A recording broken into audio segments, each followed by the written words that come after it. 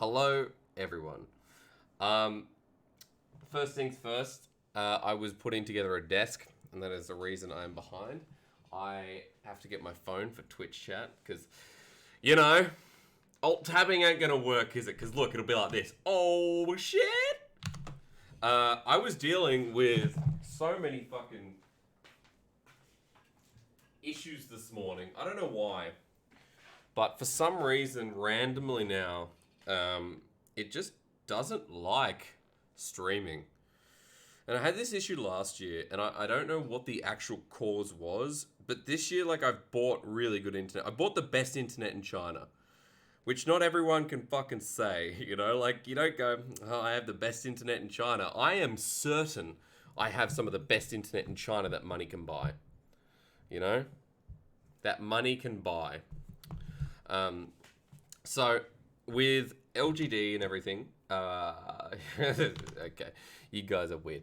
With LGD, today my plan is to kind of look a bit more at Peanut.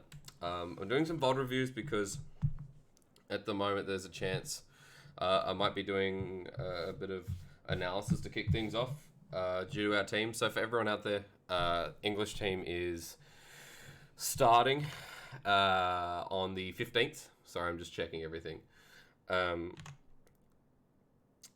The LPL English is starting on the 15th. That means we are going to be live from about what's that, the Sunday? So first English broadcast day is going to be the Sunday, and then we're going to be getting right to it. And from there, we're going to be doing... you've already seen it on the LPL socials on Twitter. We're going to be doing Monday, Tuesday, Wednesday, Saturday, Sunday for the first week. And then from there, I'm pretty sure we're going to be doing Tuesday, Wednesday. Not confirmed yet, of course. So everything is still waiting to be confirmed. But yeah, LPL's back in 2 days, baby. Hell yeah. So I thought it was time to start looking at a couple of our teams, especially because on the 9th, when the Chinese side starts, which will be linked all over our socials towards lpl.qq, Huya and Doyu, I love you too. Happy birthday, sir. Graham is back is going to break everything. Isn't it just? Isn't it just? Because we're coming back and because Huya and Doyu are going to be kicking off as well. It's important to look at the team that's starting. LNG is starting. And before we do that, where is it? Hello, you can see everything I can see. Here it is. Okay, are we there? Get out of that. Don't worry, I don't have anything hidden on my computer. Before we do that, I really liked how Papa Smithy did his VOD reviews in the past. He looked at... and I appreciate the sub, Snake, I do. I've turned off all follows and everything during this as well because... I don't know. I just I'll say thank you too much and I'll just fucking get off track. First of all, LNG, LGD. Now, the reason I picked these two teams is because LNG are a top 8 team, or assumably should be, because of how they played last time. And like last year, they were a team that were known for late game scaling, big team fighting team that were actually really fun to watch because when they got to the late game, it was like Asura was such a good AD carry. Like, he played team fights really, really well, and he had a nice champion pool. He had that not flex, but he had the pocket pick vein, which was really cool. Why don't I use my work laptop? Because that's in the bin. No, because my phone's easier. Because Asura was like a favorite AD carry to me. I followed LNG a little bit closer. I got excited about them. And also because, LNG is Flandre, right? Snake is Flandre. Flandre has never missed a competitive game in the history of his competitive career. He has never been sick, away. He's never subbed out for anyone else. Since 2015 spring, I think when Snake Q and Snake S came together, they made themselves up Snake, and Flandre played every single game. So that's 5 years in a row now that Flandre's been playing. Billy are allowed to stream League tourney? I don't know. Maybe now, yeah. But Huya and Doyu, I thought were going to stream it as well. I'm not sure about that. I know it will be on lpl.qq because that is a native website. So that'll be confirmed on Twitter and everything as well. But sorry, back to the point. Flandre is the franchise player for LNG, and it's always fun watching him. We'll have a quick look at LNG and LGD and why this matchup kind of matters to look back on. First thing you should know about LNG, apart from Flandre being there, is that XX and Maple joined this roster. Maple was on Suning in 2019, and before that, you should know him. He was the Flash Wolves, like, you know, again, like almost franchise player with Sword Art. They played together in every single competitive team as well, up until they came to the LPL, where they did play on Suning again, but this is like the first time Maple's ever been away from his friend and support. Because Maple and Sword Art went to school together. Don't forget, Maple and Sword Art went to school together. And I think it is a deal for Worlds. I don't know, we got to confirm that. So, with Maple's friend gone, you've got now Dwan and Asura. Dwan was Caveman over on Vici Gaming, who also has a rich competitive career. 2014-2015, I think, was his debut. And I'm pretty sure Caveman was also on the roster that had... was it... Who was on that? Was it Bengi? No. Now we're going to have to look it up, aren't we? Now we're going to have to look it up. All right, you guys. All right. So, Dwan has a rich competitive career as well, right? And Casa, yeah. And he went to high school with Casa. Isn't that cool? I love that. It's like a warm story. Was he on 2016? Sorry, Dandy. What did I say? Did I say Bengi? So, Dandy and Easy Hoon, right? And he was on this, like, powerhouse Vici Gaming roster that never did anything. So the story behind Caveman is like he was also on this like Lung, who now is the coach of Vici, still there if I'm not mistaken. He was on this powerful roster that was meant to go places, like with Xuan Xuan P, Endless as the duo AD carry, but Easy Hoon, Dandy, Lung, like this was a big roster that never kind of hit the mark. And so Caveman was stuck in like never-ending Vici land for a long time. And then we got to him on LNG, and I have to say, like, Dwan on LNG looks great. He actually looks really, really good. So that's why, like, Dwan and Asura, like, that's a great bottom lane in my eyes. Maple comes from Suning, and like, last year, Maple was crap. Let's be honest. If you went through a rankings last year of Maple, you would put him down the bottom 3 mid laners easily.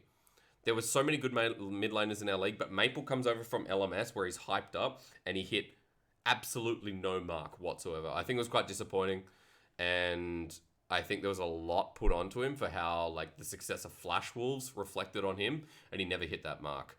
XX is kind of similar, where for Top Esports, their weakness, because remember, jungler for Top Esports for 2019, the team that almost made it to Worlds, the team that got taken to Game 5 by IG and then lost in the regional playoffs. So Top Esports were like, this team's going to World. IG's not defending their title. IG come up big. The shy of Vladimir Game 5.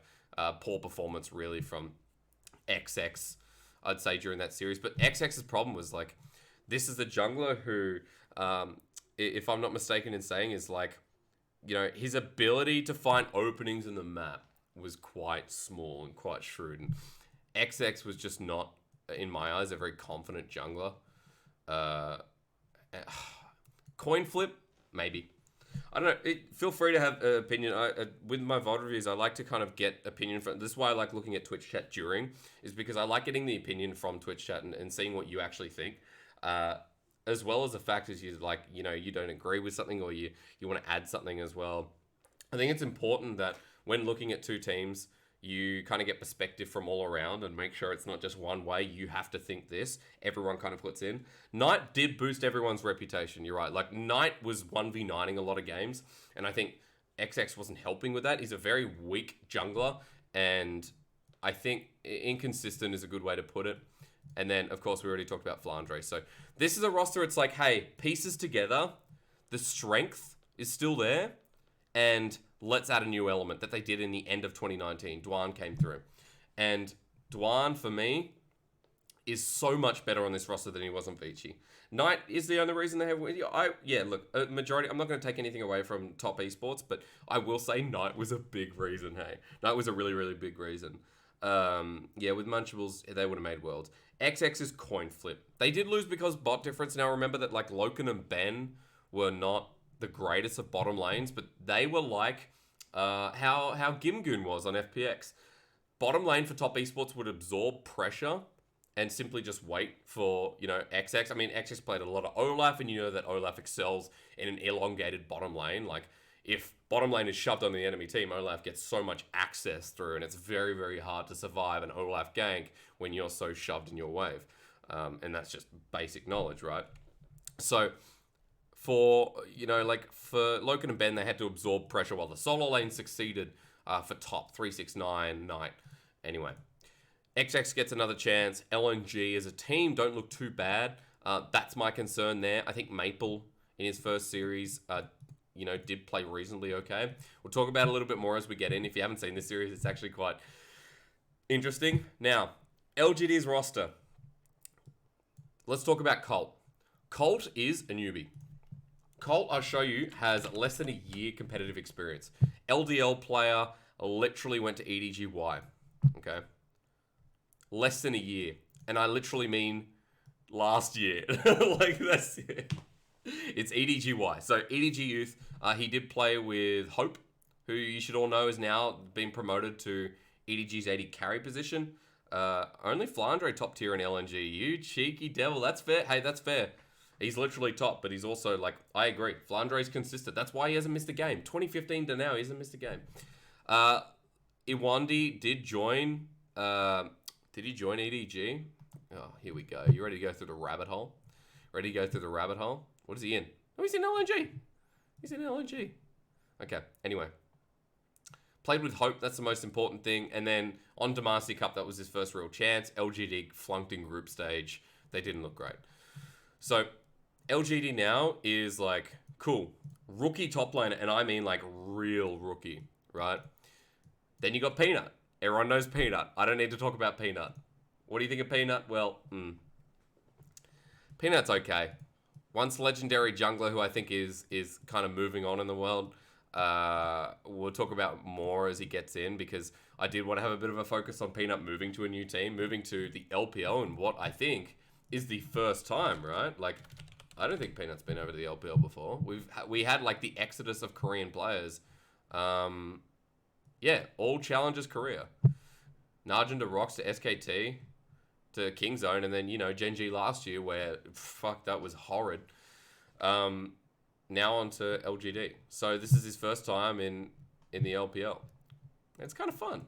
It's kind of fun to see Peanut on in a brand new region.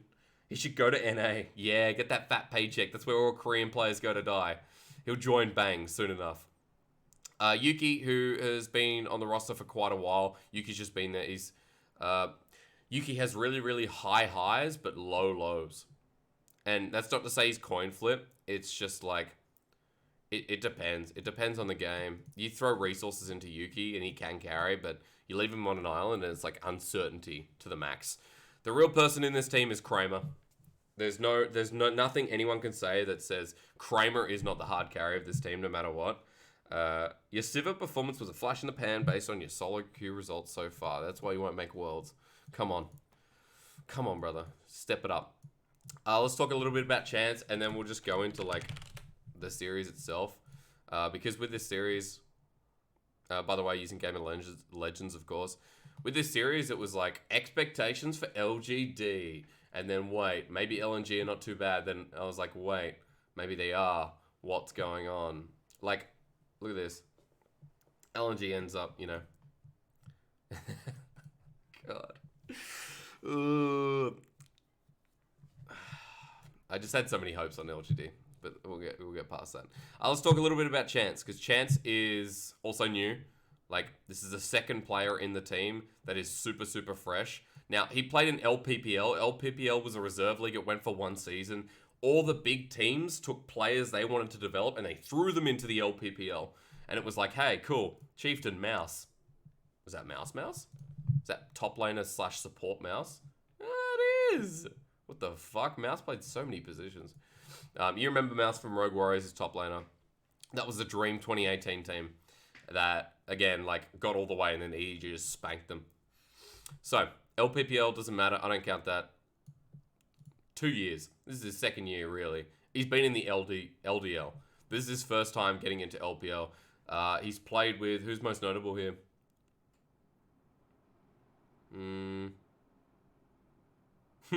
Who's most notable here?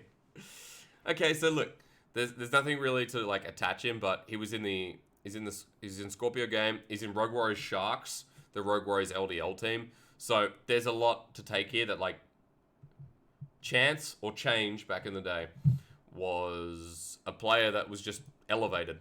He was, you know, elevated. So you've got two rookies in LGD.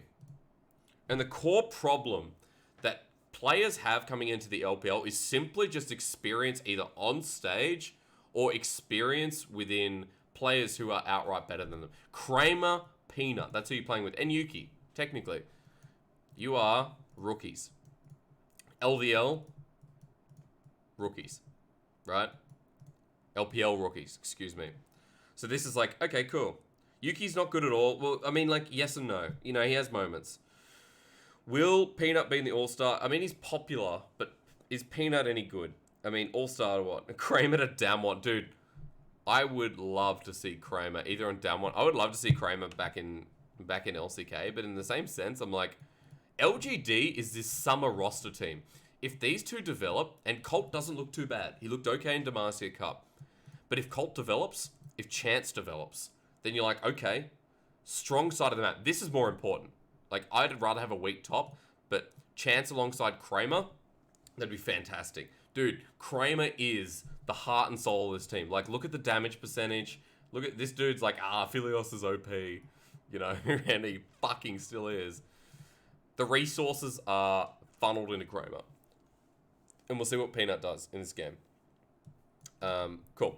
So, the matchup itself, that's all you need to know.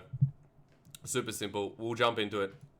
Chance is by far, like, going to be my most scrutinized. I guess Colt is as well, but it's how he works with Peanut. And being a support main, from what little I can add into this conversation, it's like, how do they synergize in lane? How do they move in lane? What is it called? Is there synergy there? Yada, yada. Because you're making a new bottom lane in the league. And that's always scary, right? As I said, if you've got any thoughts or whatever, just let me know as we go through this. If it's too loud or if anything breaks, if the stream breaks, let me know. Anyone is better than Handless Nuclear. Nuclear, sorry. At Riff Rivals, I called him Nuclear all the time. Nuclear. Kramer is great. Peanut is washed. Yes, I agree. I agree. Alright, we don't need to listen to me. That's game 3. That's a whoopsie. But I can let you know we're going back to game 1. How's that sound? Yeah. So, the only other time I've watched this, even though it looks like I've gone through it, I was literally just testing where my camera's going to be. I know there's pick and bans down there. I am going to move myself up for a second and then come back. Cool. Frames haven't dropped. We're good to go. Have a quick banger of that. We didn't go into pick bans because at this time we were late for the series. So as you know, in the LPL, we kind of just attack it head on. But this is 10.1. So you're not going to get too much out of the pick and bans. Like, we're not going to go too heavily into this because what's the point? We're going to be moving into either 10.4 or 10.5 when LPL returns. We're going to see a lot more pick priority on the center. Like, Aphelios will still be there. What else are we seeing in 10.5? Like, the Renekton will still be there because for some reason he still is. Similar 80 carries. Similar top laners. Akali won't have as heavy priority, of course, in the ban, so that frees up something. Kiana will lose her priority as well. Like, that's pick and bans for you, right? That's it. Let's go forward.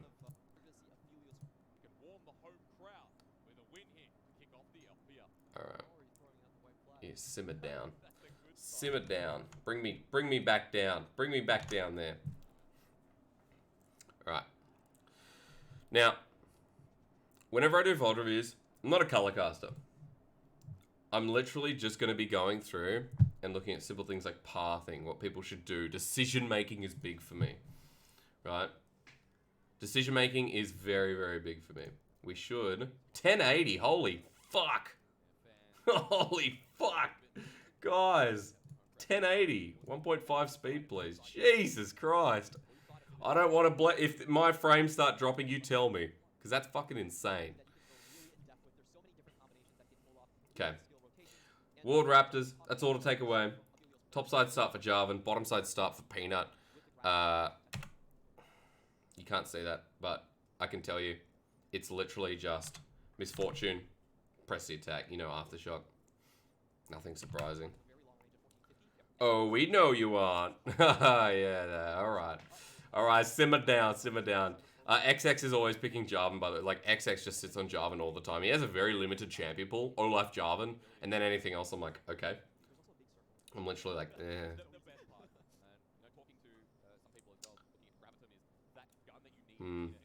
Alright. Kramer and Chance, remember.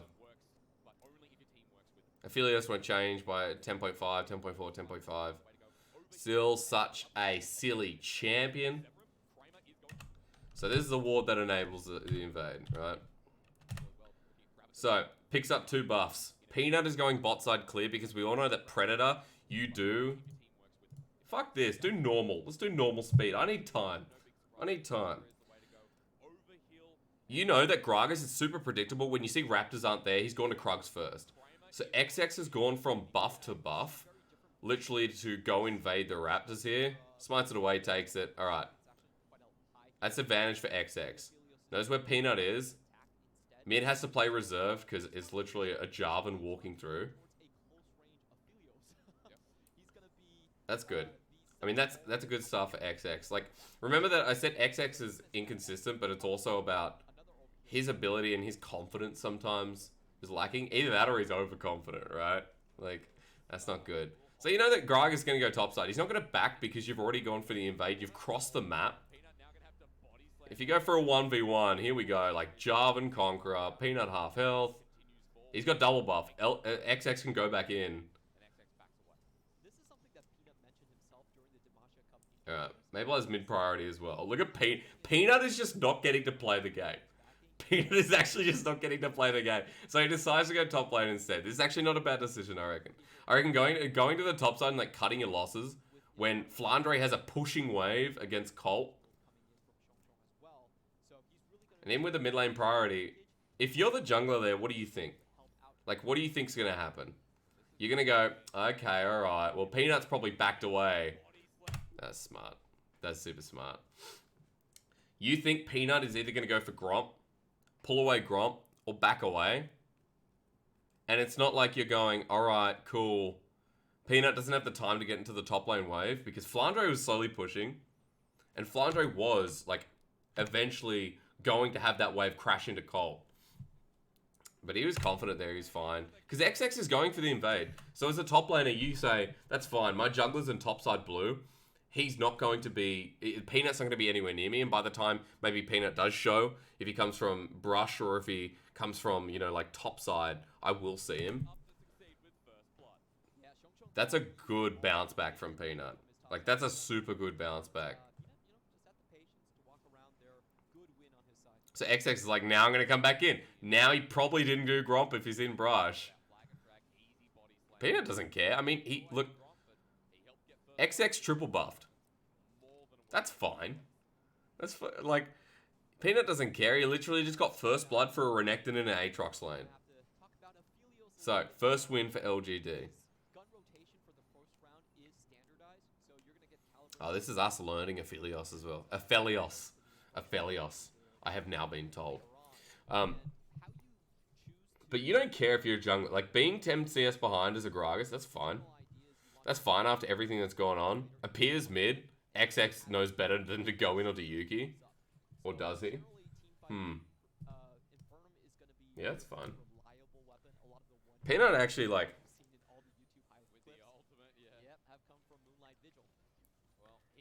That's super smart from Peanut. I mean, again, it's like... Peanut is signaling to a new team, and even though people say he's washed up, which is, you know, that's an opinion. It's also like, well... Peanut is still a good jungler. Maybe he's got some rust under him, but he's still a good jungler. Now XX is like, okay.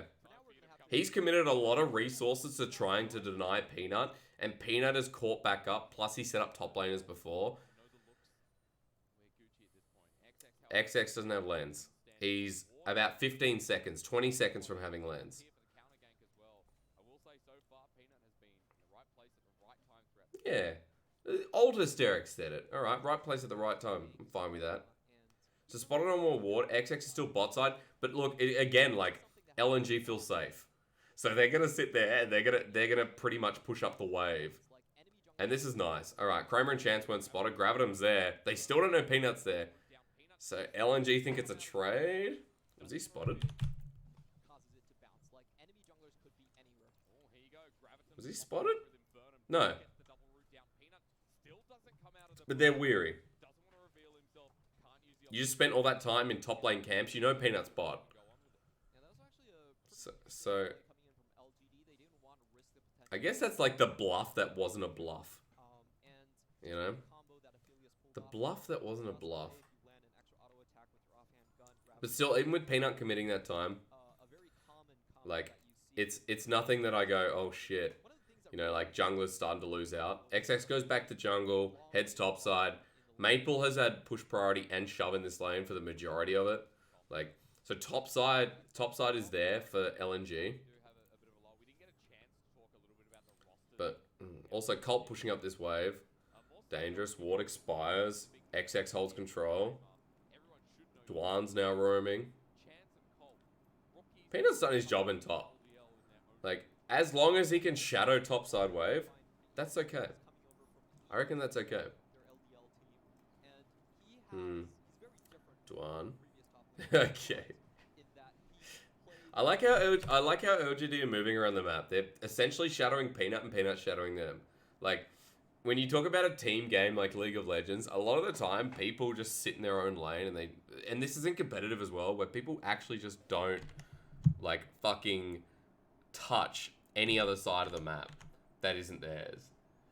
But LGD, I noticed this a lot in the series, like they move around with their jungler a lot more than other teams do. Like more so just to deny an invade or deny like pressure or deep wards from the side of LNG. Rather than to just create an advantage, right? It's a defensive move that can turn.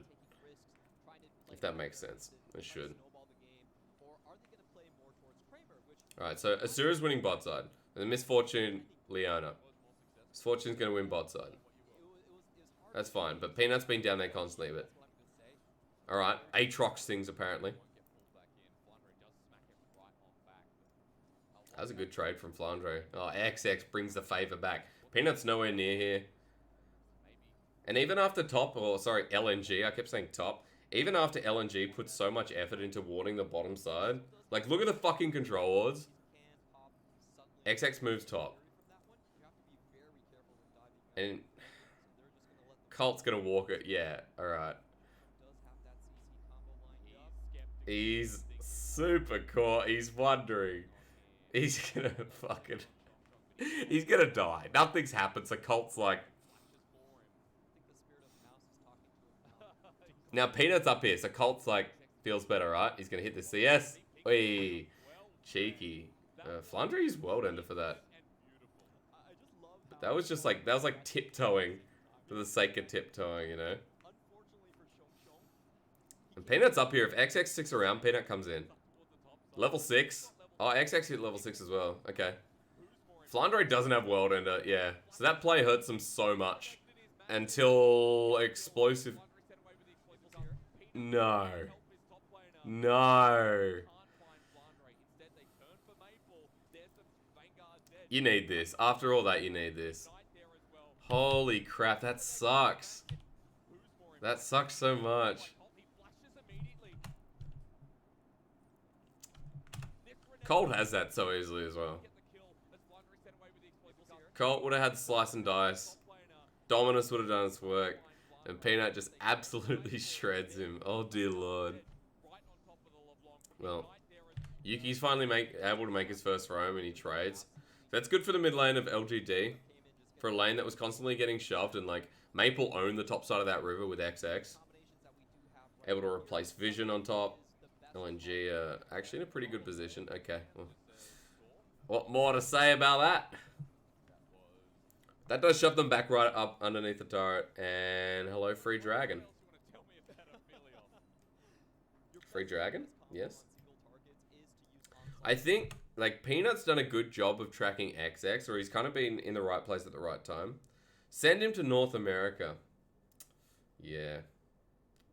That's, you know, he needs to be there. But that was, I mean, that was pretty hopeless. That was a pretty hopeless play. Like, the issue again with, like, it's like newbies and, you know, pro players, but it's also just new players playing together.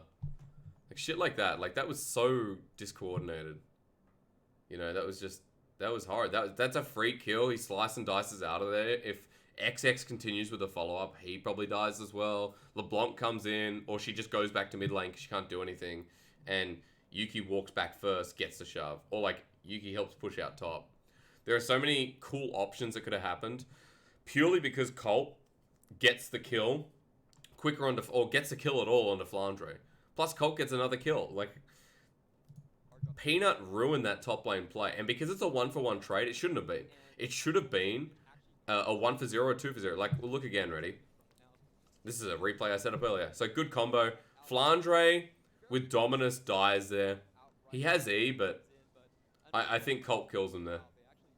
And then to the point of, like, if Peanut gets the right damage number, he kills him, right? And then Maple's in anyway. Maple probably dies at 2-for-0. Because with the Jarvan, he wouldn't have died. With even Maple coming in, let's say he does, Colt probably gets a kill anyway. So, the only thing you take out of that is that Yuki was able to get the kill, and it was onto his mid lane opponent. He's a level up. He's got CS up now as well, because he's able to shove out that mid lane wave and get turret plating. So Maple is in, like, the shittest position. But the bottom lane for LNG is just so far ahead. And when you're going up against Misfortune is, like, this composition that's running into, what is it, Leona, Java, Aatrox. There's so much bridging you have to do to get through to Asura. So he's got a nice enough front line. How do they get towards Herald? Alright, so bottom side priority has just been there for XX, like, this whole game. The control wards are still, like, all over the map. Am I over Maple? I am over Maple, aren't I? Let's move me over a touch. Oh, hello. How's that? That looks nicer. That does look nicer. So, you can see on the minimap, like, the bottom lane control wards are so fucking... There's so many, right? So there's no way that LGD are ever getting towards that bottom side without getting contested. And when you're up against a LeBlanc and a Jarvan this early on, like, going down bottom lane is just so risky. And it's also, like, a good read on where Yuki's going, of course. But, like, keeping track of the Aurelia. Alright, she gets shoved. She's so far ahead in this lane. That's the one good thing about the trade top. They can move top freely. Colt is still a Renekton in an Aatrox lane. Like, he's still able to push it out. XX's bottom side. If they contest this, this becomes a full-on fight for LGD and they win this fight. I'm confident they win this fight. But they have no vision on XX. They actually just have no idea where XX is. This is going to reset. This looks like a reset, doesn't it? Yeah, okay. That's a reset. Look, that was shocking. Clement discounting LGD already. So turn it down a tiny bit. So he goes back to, but now XX has time to reset. He picked up Cinderhulk.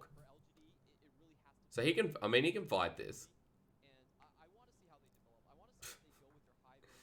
Aatrox now has shove top. Maple's there first. Dwan even comes up. Look at this. Like, Peanut's like, where the fuck do I go? He's not making the decision to turn on Flandre with Colt, because Colt's at half health. Herald won't reset here unless... Just hit it. Okay. I'm really surprised LNG back off there. You know? Tragedy reset. Isn't it just? Let's go back. So, Misfortune's not there yet, but Aphelios... Where is Aphelios? There he is. There's big boy. Shove top lane. Not that it matters, but Colt's half health. That's already big enough reason, right? Flandre's level 9. Flandre has ult. But Colt gets the inside track because Flandre doesn't want to fight the rest of LGD. Asura finally gets there. And I guess it's just Kramer getting there first that LNG kind of pace it around, I would fucking fight for Herald. Let's go. Get in there, boys. Get in there. But Aurelia's not there. That ult does nothing. Where's Yuki? Yuki ult. Big ult from Yuki. Yeah, a Philios in a team fight. Doesn't matter what time of the game, does it? Doesn't fucking matter what time in the game, does it? The turret in the middle sucks for Dwan. That was a great flash. But Yuki's ult sets that up. Colt gets his health back from Dominus. That's why I was like, LGD should just fight for that, I mean. The Aurelia is massive. It's a BF sword, Aphelios, which doesn't matter even if Asura has fucking Essence Reaver, because it's Aphelios, right? Okay. That was just smart. They'll give us a replay in a second. Hang on, never mind. Now, I was praising Asura. That was just kind of dumb. That was kind of dumb. He only had flash. He didn't have heal. 2 levels behind. There's a backline wave there. That's just like, everyone understands Aurelia. Yeah, the coin flip, you know, got heads. You're right. You're right. It came up heads. So, that was just dumb. I mean, that's a misfortune flash for nothing. So denying this, that's fine. Flandre still has World Ender. Dwan still has Solar Flare. Oh, everything's up. Everything's up. Now, Aphelios ult means nothing here. Like, that damage is so inconsequential this early in the game. But, like, okay, first bit of damage from Kramer. Flandre flashes into... Does he flash?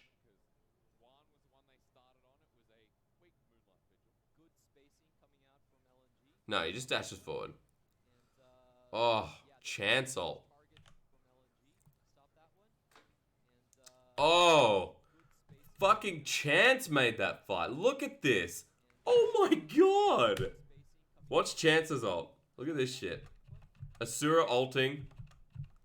Yeah. Yeah, that's no more. That's no more. And then just Kramer playing around the fight as well. Yuki's ult. Alright, Chance gets a +1. They pop someone in CC. That's true. That's true. They got a nice amount of burst. But like, LGD with space in these fights can make magic happen. I mean, fucking hell. Chance ult. I think I said something about it in cast, did I? Brom R was nuts. I totally missed that. Chance's ult was sick. Like, Asura begun his ult and Chance hits 3. XX was like nothing in there. But... Alright, at this point, now I'm worried about Yuki, I'm worried about Kramer. I'm worried that LGD have so many options on the board to play out this game, and LNG are just slim to none. Like, the LeBlanc lane has lost out. The LeBlanc lane has literally tried to roam up to topside so many times and has missed out. Yuki's been in a solo lane for so long. He's level 11.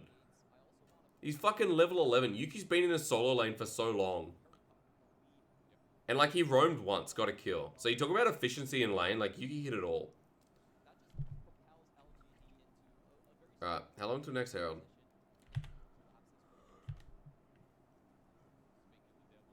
We've only seen one, haven't we?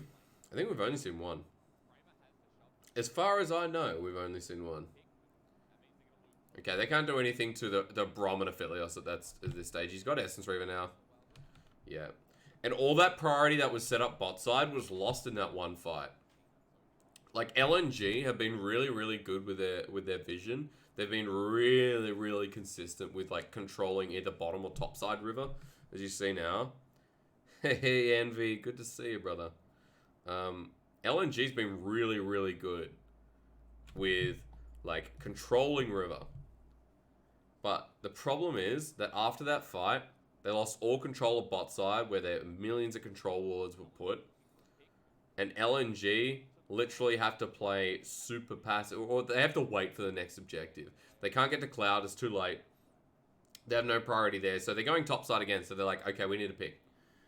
They look for Colt, but now finally we got a Renekton that's dropping more wards. Excuse me. It's been good. Everything's been good. LPL's come back in 2 days. So we're looking at LGD because LGD are rated as a top 8 team with Peanut. Not just Peanut, it's more like that Kramer's still in this team. And that I believe rookies can assimilate. So who cares about... Hang on.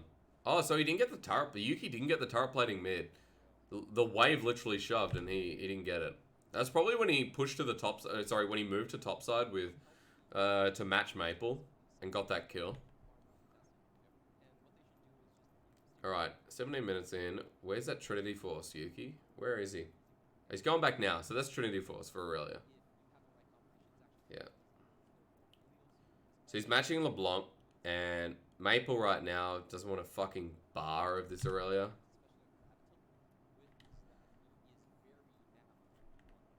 You go on Hose. We saw a lot of mages in the first week. It's Vatic. Oh, hell yeah, man. I had a big guess. Or Envy or well, hang on, isn't Envy and Varric the same person? Or is it not? Or have you changed?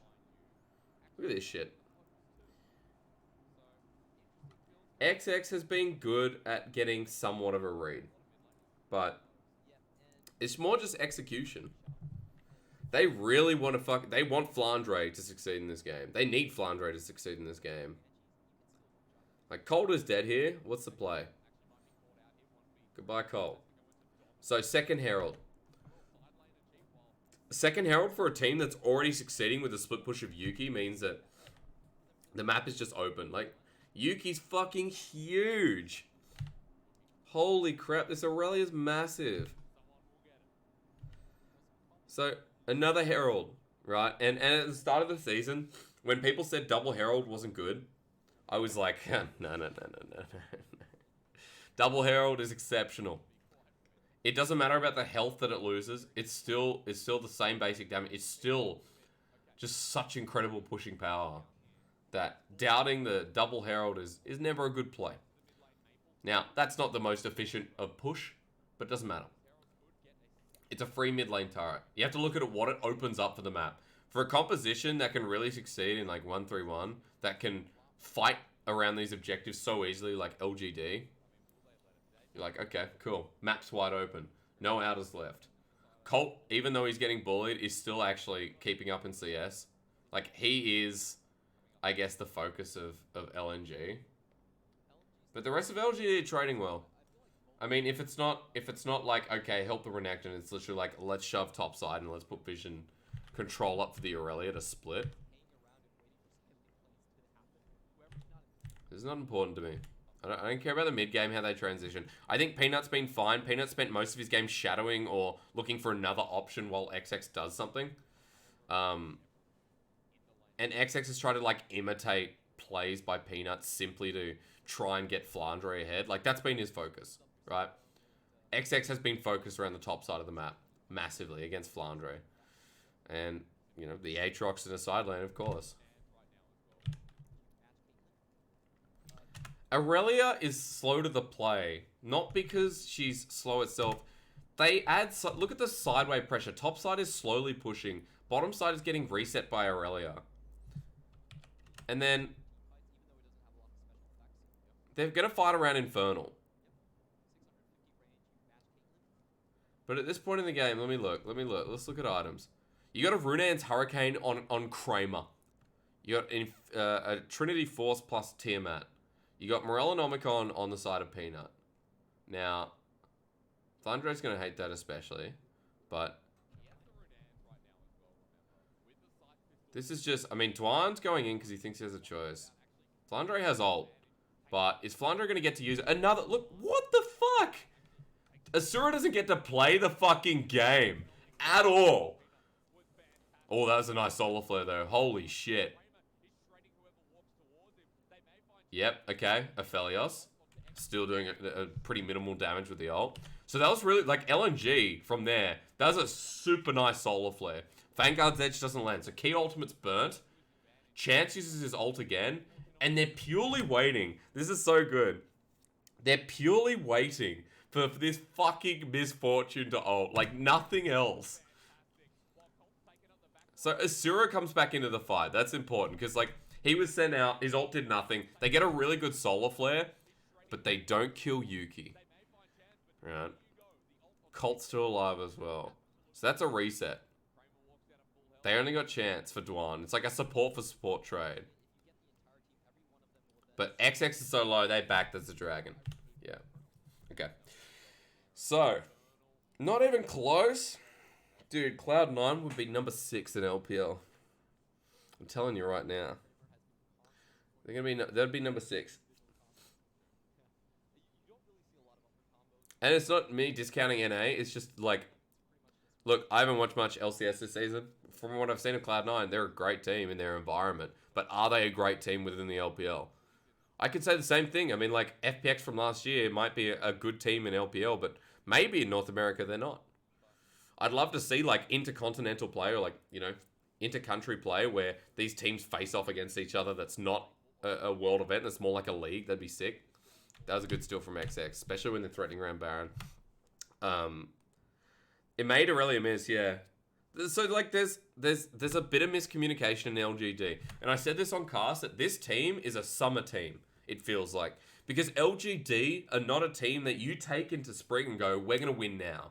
Kramer and Peanut, you're looking at, world finalists, right? World champion in Peanut. Kramer has been to a world's final. I just forgot the team. As far as I know. I'll check that later. But, I mean, Yuki's a decent enough player. Colt and Chance are the rookies. They're the ones you're looking to develop, and you're looking for Peanut to assimilate into this team. Because this team is Kramer team. This is 1v9. How you look at top esports is a 1v9 of Knight. LGD is a 1v9 of Kramer. Kramer is just such a good player. Now, in this game, there's been nothing special apart from Aphelios, but Kramer's been consistent as always. Like, LGD here, they've just taken that last fight essentially because they got the dragon. And they're in such a good position. Fuck Aphelios turrets. Stupid things. They're using everything for Asura. So Asura hasn't been able to play the game. He's actually, like, at a very good position, but he hasn't been able to play the game, right? FPX will win every game in 15 minutes. FPX at the moment, I'm not sure of, though. Peanut hasn't been good since, like, I think you said Knowledge said 2017, right? Like, I'd agree with that. He was terrible in LCK last year. But my thing is, it's the environment. It's when you change teams. It's when you're surrounded by players that work with your playstyle. Now, does this team work with Peanut's playstyle? I can't say yet. I don't know. Do I think that Kramer and Peanut together is cool? Yeah, I actually love the idea.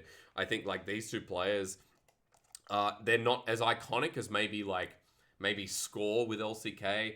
Maybe, like, you know, like, of course, Faker or Easy Hoon once was even in a substitute position. Even, like, who else, right? Even, like, Deft. I don't think they're that iconic. No, they are. Fuck it, they are. They are. Hey, Jesus, good morning. They are. They're iconic players. It's about the environment. Kramer and Peanut working together is pog. Absolutely hype. Now, let's talk about synergy again, because this is what our topic is. Do LGD have synergy within their fights? So far, kind of. Chance had a great ult. Peanut did ult the misfortune, but then it was like, where was the communication from Yuki to send out the Vanguard's edge? He was MVP, but, like, yeah. It has become worse. Anyway. So that's good communication. Good layering of CC, but everyone walks up. They don't need to. Dwan uses Stone Plate. They've committed a lot for the support. Colt going in, that's good. I mean, that forced out that double flash. Poof. Flandre, big boy. Kramer can help with that. A little late. Oh, nothing he could do. What was there?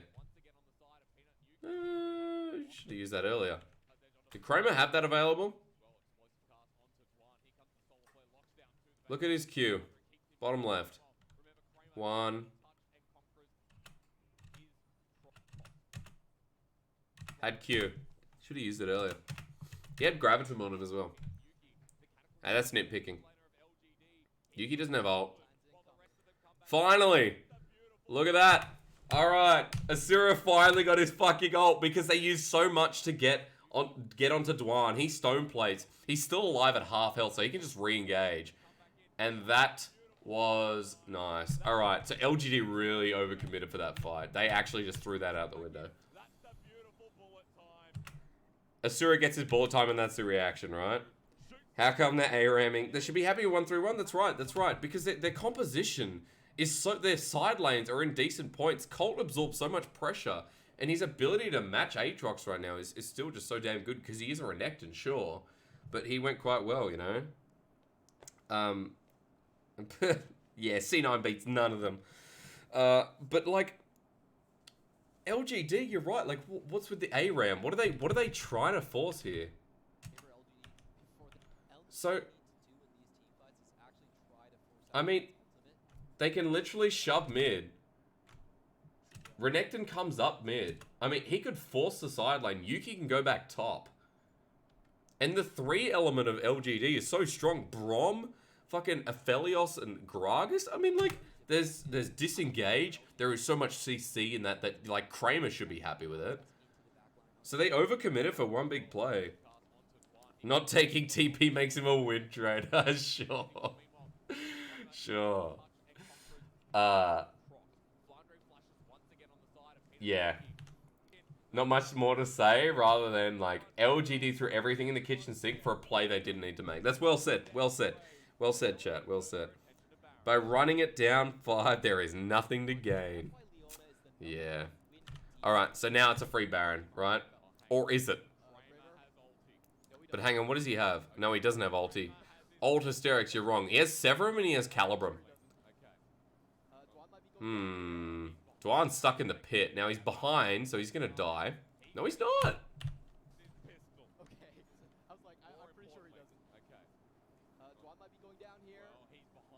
They just commit. So LNG could have come out of the pit and tried to fight. Oh, he's spinning for the clone. That's a big cooldown. Okay, who flashes? Dwan's dead. Asura flashes.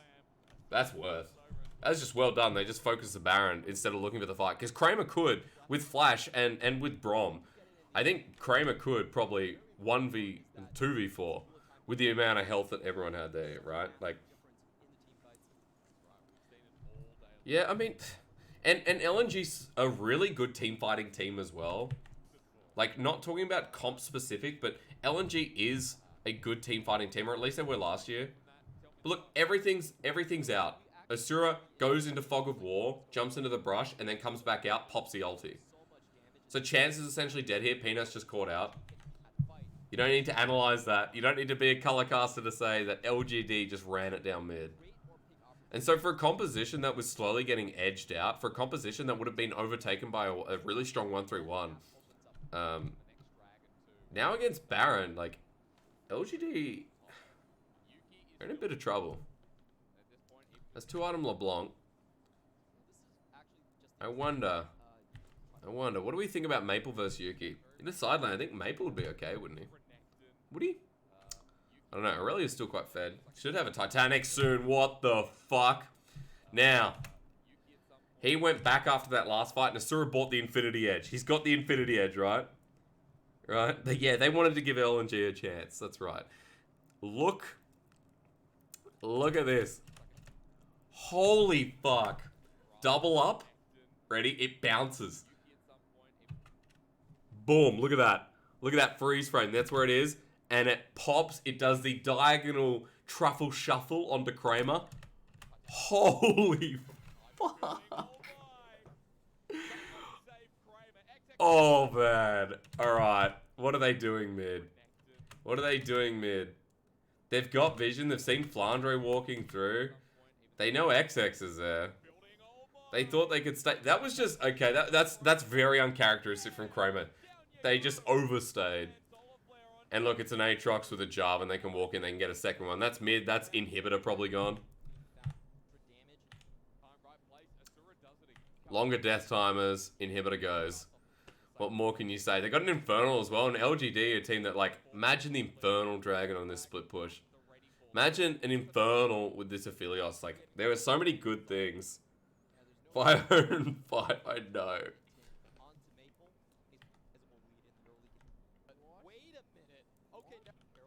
Clement got surprised by that. The heal keeps him alive. He was dead without the heal, but I mean, XX snipes him anyway. So Asura is a good player. Like, he capitalizes on the error of Kramer, but the point is that Asura is a consistent player. He had good ults in the last fights, it was just interrupted by chance, right? And then LNG adapted and said, hey, we gotta try and drag, you know, ults out of Peanut and Chance. Because they are the two ults that stop Misfortune from being viable in team fights. And essentially getting the big bullet time, right? Why doesn't Kramer build IE? I don't know. So, Aatrox is an issue. And I'm sure Triumph is an issue.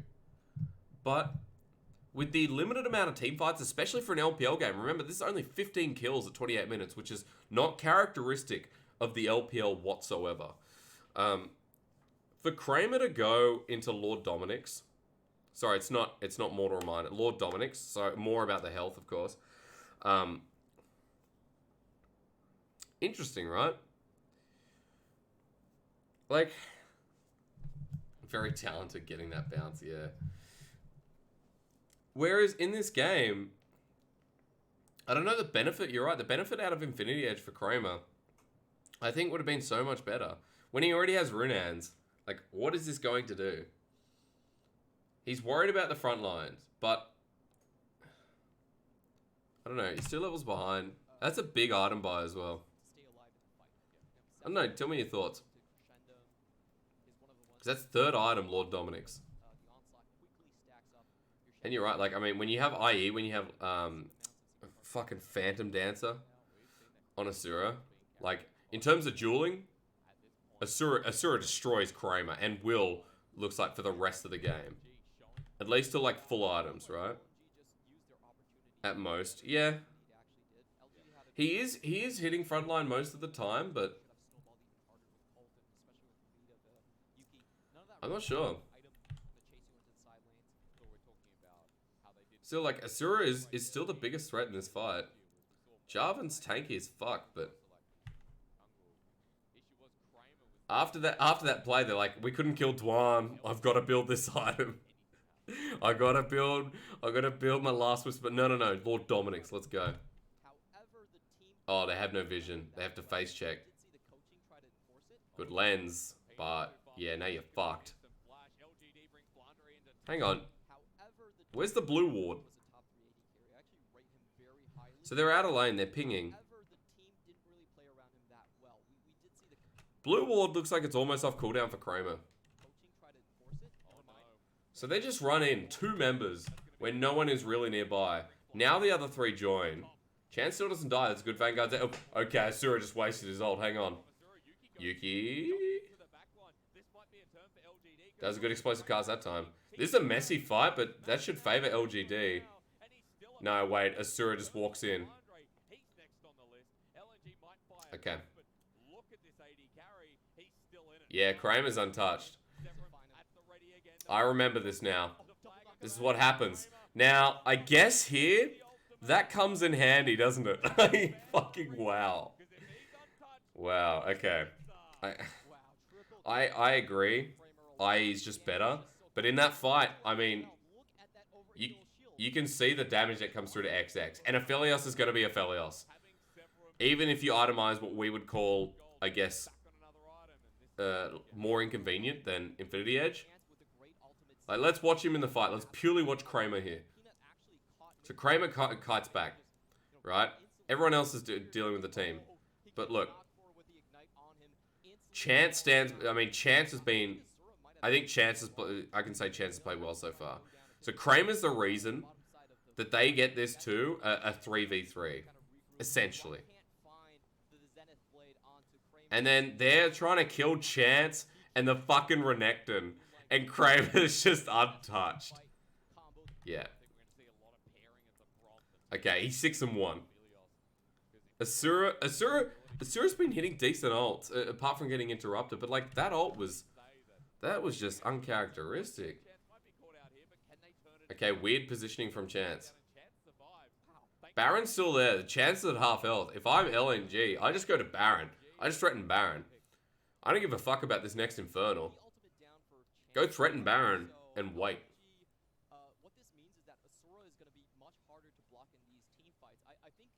Okay, mid prio. Alright, Aphelios hitting some people. Nice turret. Yep, okay. Yeah, it's a sick combo, isn't it? In mid for some unholy reason. I mean, they've just stopped. We've just gone to ARAM. Colt's doing Dragon by himself. He has TP, but... I mean, it's not the worst decision. Yeah, Yuki's now pinging top, so Yuki go top. Yuki doesn't have teleport. You need to send him to the top lane where that wave is pushing in. They've got vision around Baron. They don't need to be here. They don't need to threaten it. LNG are the ones who want to threaten. Even after everything that's going on. Cool. So, Soul Point, 5 minutes. Top pushed out. LNG are like, let's find Yuki, but he can just ult here to slow them down. Yeah, doesn't need to. Alright.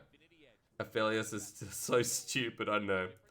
This is before the nerf. Dude, Aphelios is still stupid. Very interesting champion. How did Maple get there? So this is when the invade came through. They didn't actually see Maple go back into the brush, nor do they know Maple's here. Because their river's blind. They have no vision in river. Do they want him? They don't even have back of Baron vision. So LGD need to peek in and make sure they're not doing Baron, of course. But they don't know where Maple is.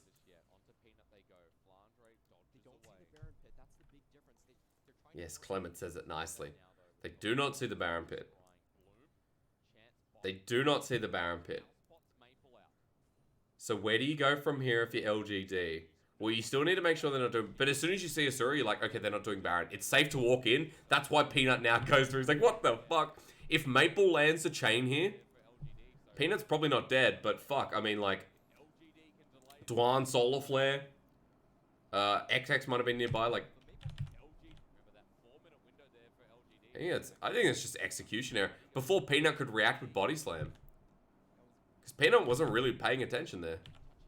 Peanut walks through. Okay. Oh, someone's in there. Okay. Alright. Alright, I'm walking away. Look, he's still... Aphelios is still Aphelios, you know. Damage is down, that's fine. The infinite range is gone, that's great. But Aphelios is still Aphelios. And in this game, I mean, this is 10.1, you're right. Like, this is when Aphelios was released, and it was fucking stupid. Set was not available during this time as well, by the way. So, this was on the Monday, and Set was not available till the Wednesday of the first week. Is a yikes, you're right. Right. Reset. Because we've been coddling this mid lane for fucking ages. Sidewaves haven't existed. Colt has been like splitting once in a blue moon. Yuki catches a wave, then goes back mid. Look, he's bought a GA. This dude's ready to fight. So they clear bot. They're like, hey, cool. Soul's coming up in 3. But they've just abandoned all topside priority. Peanut's going down to where? What is this pathing? What is this movement? I mean, it's not that they're going to miss Baron, but it's just like... slow to the punch. They've lost all their vision apart from that topside ward in the brush. Yeah, Aphelios got through, that's right. And it was on Kramer as well, and you're like, holy shit. LGD are playing this super fucking... like, they're tiptoeing into Baron. And I mean, it's not like XX is really in position to do anything. What the fuck? What the fuck? So they get shoved mid. LGD gets shoved mid. They're like, hey, walk towards Baron. The whole of LNG is spotted out. And then LGD are like, they're on it. That was just so bad from LNG. What purpose? It's not safe. I know it's not warded. But you just saw them walking back mid. And you see them walking up. And they're not mid. You know they're there. What the fuck? What? Oh my god. What the fuck? What the actual fuck? So what is... like... you've lost mid priority. Give up turret. Like, that's it. Unless you start the fight. Like, start with a soul affair. But you have no vision where they are. You know they're there. It's so greedy at pathing, yeah. It's so fucking greedy. Like, what is the point? I don't know. Feel free to comment. But that's one big mistake by LNG. So these games, this game one, defined by mistakes, I think you'll all agree. Like, in this composition, like, they're not splitting, but they get away with all sitting mid. No real reason. I thought Clement was going to go right into it. So,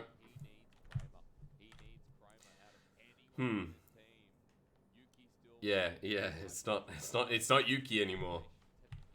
So I think there's a real serious issue with shot calling for both these teams so far. LNG early game, mid game, better. But like, what is it? What is it? What? XX flag and drags in to get a ward.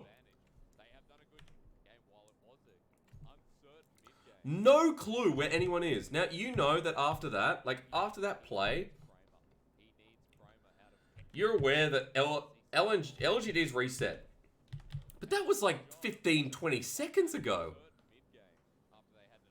He flag and drags in, has flash, has to burn it. And that gravits him. Okay, well, he's fucking dead. So all those ultis are worth, because there's no jungler. There's a Baron and soul point for LGD. Now, that's what I'm talking about with XX. Monkey decisions that you wonder what he's actually doing. Like, what is the purpose? I'm not trying to be rude, but also double control wood. But like, flag and drags in for a ward when you've 25 seconds since everyone reset. Now, Chance blocks out that ulti. That's easy. They're going to go for Dwan because that's fine. Yuki with the turn. That's fucking nice, right? And they've won it. So Asura uses the ulti, but he's in a bad position in comparison to everyone else. Maple and Flandre for the flank. But the problem is, finally out of LGD, we get some really decisive decision making. We get some decisive decisions, right? Not rude if it's the truth. Well said, Jamada. Well said. Why are they clearing the wave in the first place? Why not wait for the wave to come through? They've got Baron vision. This is the thing, like, playing around with your vision and making decisions because of it. But, so this is good decision making. Flandre goes into World Ender. Kramer positions down in the brush here. You can see, like, he's down here. Chance and Colt blocking Flandre. He gets access to Dwan. And then walks towards Asura, who has to walk up away from Yuki anyway. And Asura. Has to walk away from Yuki anyway. That's really good team fighting from LGD. They know how fucking spread out LNG are. They don't need Yuki for the rest of this fight because they have Chance and Colt to peel for Kramer. And Kramer's so damn fed at this point, he can play front to back with the rest of the members. That was nice. That was nice. He is Giga bad. Let's go back and look at Maple. What does he do? Colt. So Maple's like, okay, cool. Takes a while to go in. Really uncertain on what he's doing. He needs to be the one to access Kramer. Like, look at pathing here. You know Kramer's there. He wants to path up, but Kramer moves away. So then he changes his pathing. Maybe not uncertainty, maybe about trying to get a position towards Kramer, and he's just like, well, I'm participating now, right? Has to burn his flash.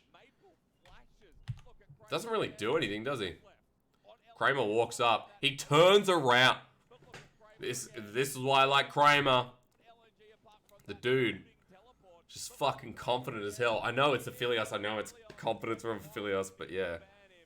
He could have looped past Brom. He needs to be on Kramer. Maple, they're relying on Maple for Kramer.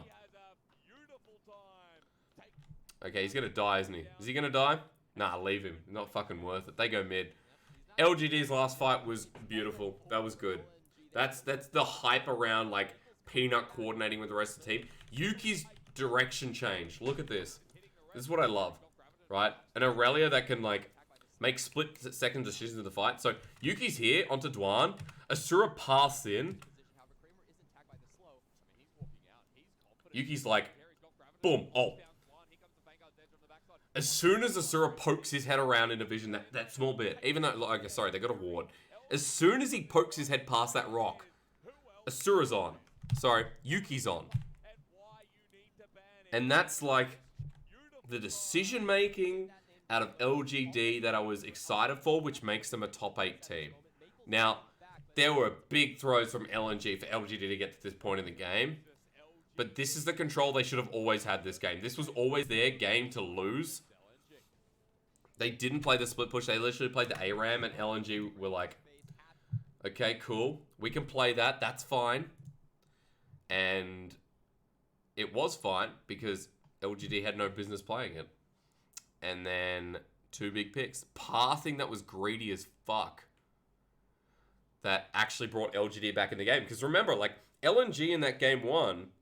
they found a big pick after they used everything on Dwan. LGD used everything on Dwan. And then LNG came back around and literally took the fight with no ulties up. And Asura got his biggest and probably only ult of the game. Asura doesn't get to play the game, that's right. And because Asura doesn't get his ult off in that game, like the moments from LGD are kind of heightened. But remember, like, Asura's timing and his ability to find that one big opening fight was great for LNG. But then the greedy pathing, XX getting caught out for no reason, like flag and dragging for a ward, when you know that resets are come through, when you know that LGD are going to be running straight towards the Baron. There is no other scenario. They're not going to go to Dragon's not up. There are nowhere else to go. Waves are being pushed out. It's like, why would Peanut and the rest of LGD not walk towards Baron? And why would you flag and drag on top of Vision, which you're trying to clear out, a control ward, which takes 4 fucking autos, and you're a Jarvan with full tank, and yeah, maybe, sure, max flag, but I don't know, I just think it's dumb. That was interesting from LNG, but LGD's, it was always their game to lose. So, let's continue, right? Have we had water? Where is water? I don't know, fuck it. Fuck the water. Thoughts, ladies and gentlemen. Thoughts of game 1. Seeing a team ARAM when they didn't need to ARAM is kind of risky. And, I don't know. LGD's mid-game decision-making. That's probably the issue here. That's probably the issue.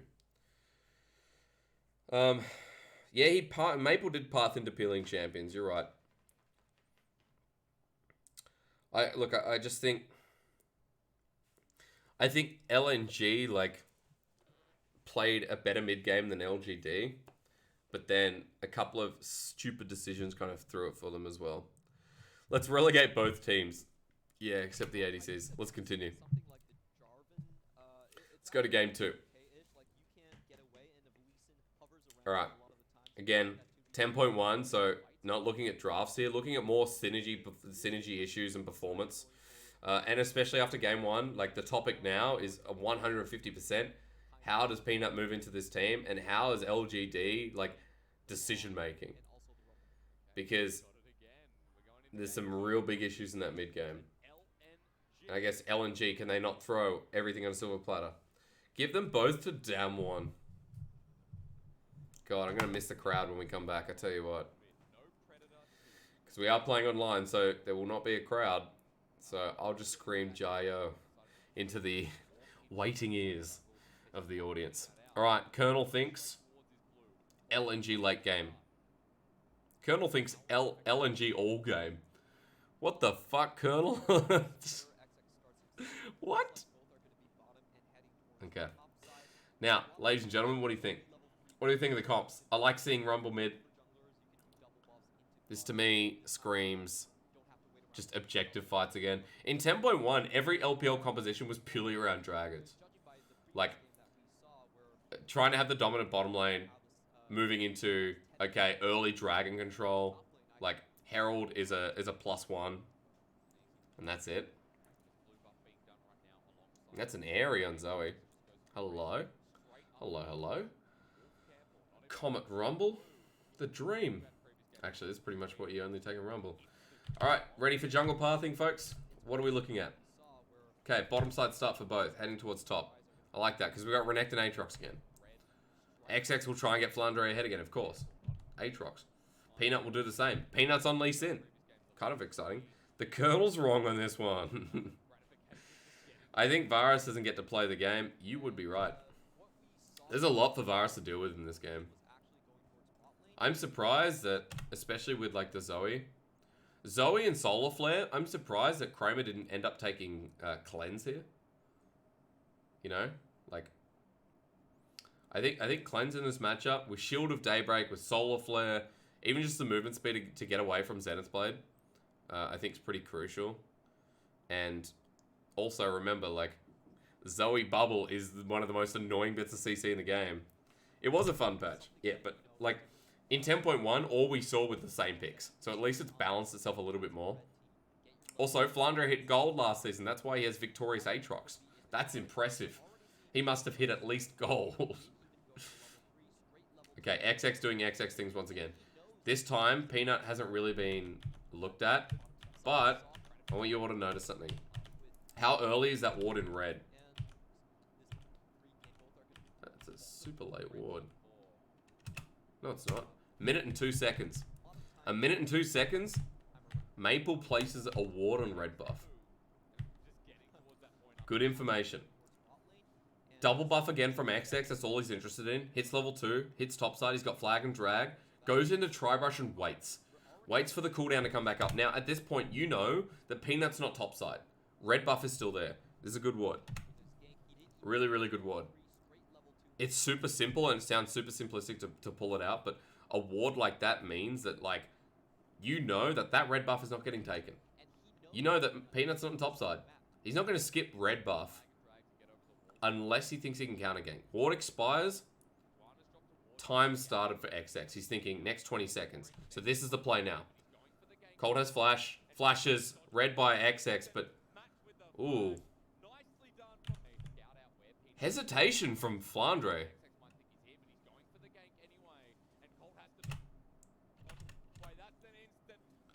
He has flash. Flandre hesitates here. That's a nice flag and drag, but Flandre is already like, oh, he's out. He's flashed. So XX didn't really say, oh, I'm going in. That's all I can think. Does he die there if Flandre doesn't walk backwards? Maybe. Maybe if he flashes earlier. Could you take that? Yeah, there was. There was communication error. But look at where the wave is as well. I mean, Peanut comes up just in case. But that's 2 flashes. That's the Jarvan flash and the top lane of flash for Colt.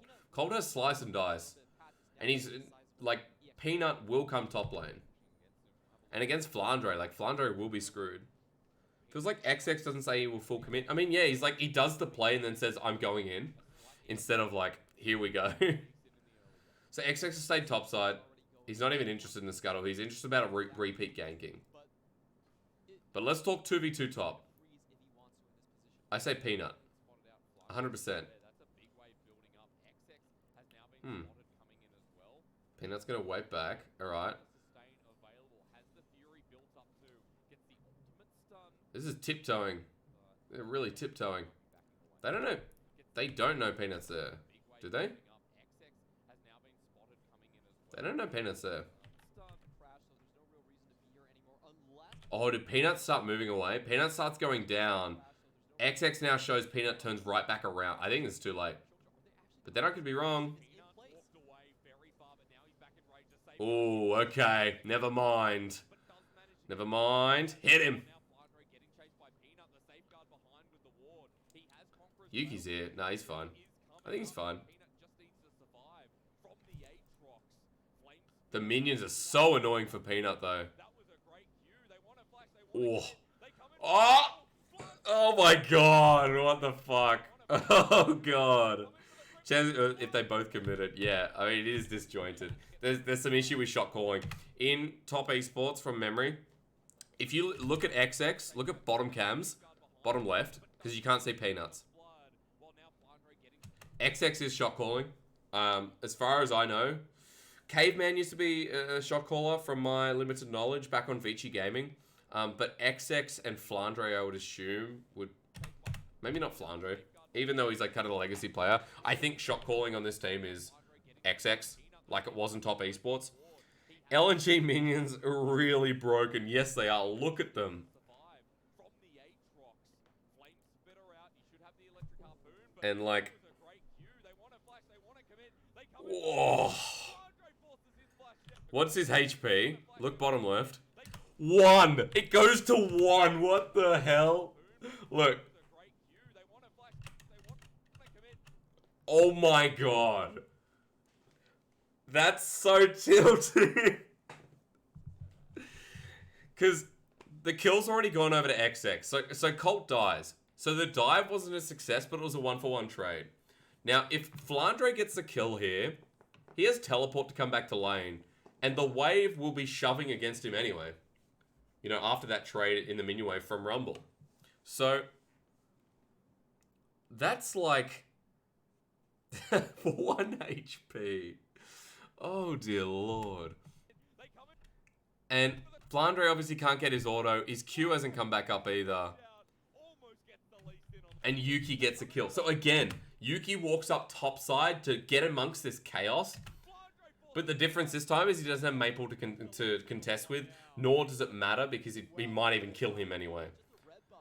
So, yeah, red buff actually, true. I mean, red buff probably gave him that 1 HP, you know, that he wouldn't have had. Flandre not skilled enough. Yeah, you're right.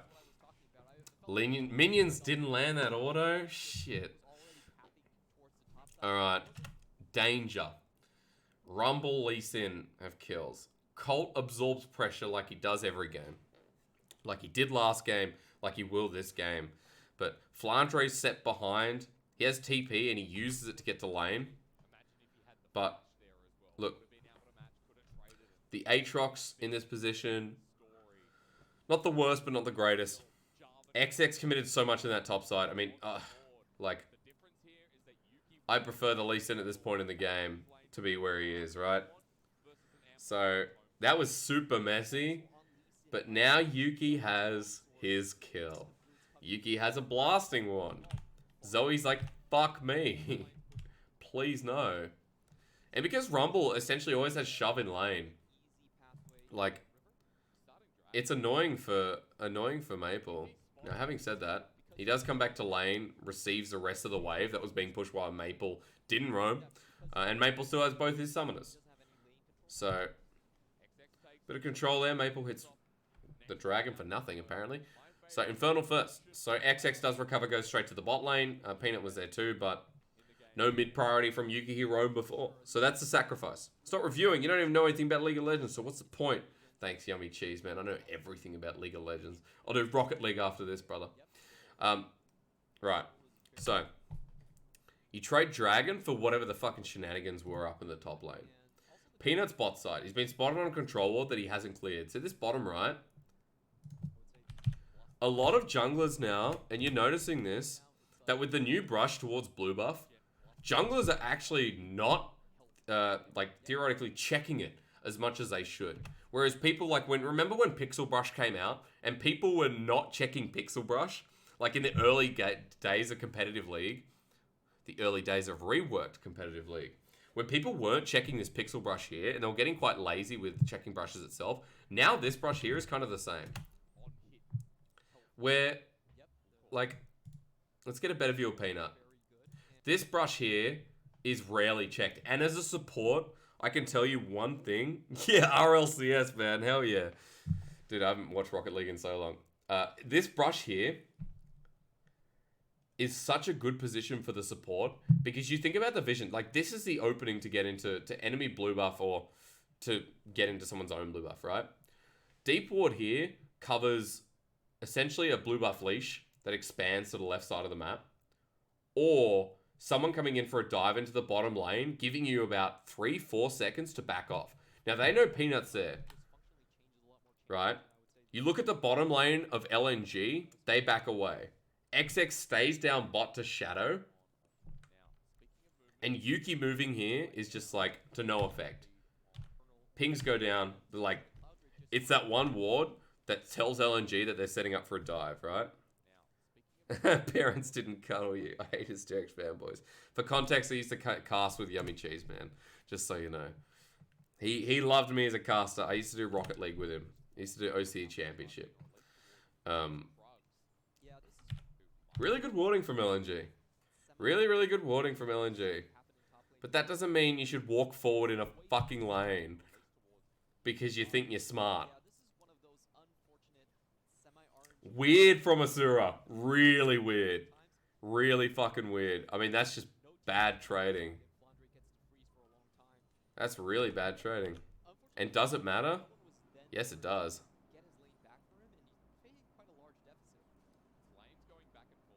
Wouldn't matter if that ward wasn't there.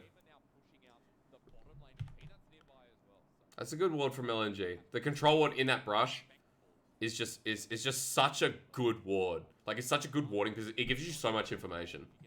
Alright. Flandre's going to do Flandre things on Aatrox. That's fine. I'm not worried about that. If I look across the board for LGD, I'm like, how does this accelerate with the Lee Sin Rumble? How does this lead accelerate again? There is a flash that could have been punished again of Flandre, but that's now back up. Cold has his backup as well. Peanut does not, but he does have his kick. Dwan, one of the most roamingest supports in LPL, does his thing as well. 1,000 for Analyst. Oh! He's out. He's ours now. Yeah, you bastard. Dwan roams so fucking much. Like, sometimes I feel sorry for Asura because the amount of times he has to solo lane is in LPL is a lot. But I will say that, like, Dwan's timing... I know, Dagda, you were talking about, like, back timings and, like, coordination and everything. Bottom side of LNG, like, their back coordination is about sending Dwan first. Dwan, you'll notice, in a lot of these games, he will base first. And a lot of the time, it's either to pick up Mobies or pick up, like, more control wards. And he'll literally move to the other side of the map. He'll shadow for a bit, and then he'll come back bot when the timing's there. So there's a bit of a tidbit. Let's look at bot. Does Misfortune back, or should she just stay in lane? Maybe she just stays in lane. Backs now. Okay. So Sura backs now. Look at where Dwan is. Dwan's already positioned towards the top side. He's setting up for Herald for the rest of LNG. But we're not seeing a lane swap. We're not seeing a lane swap from Asura and Dwan to help secure this Rift Herald. It's only 8 minutes in the game. They want to go back into this lane, even though it's CS down. Or do they want to go back? Well, they don't need to go to Herald, you know? How is Yuki getting these roams without losing a shit ton of CS? Good question. Let's look.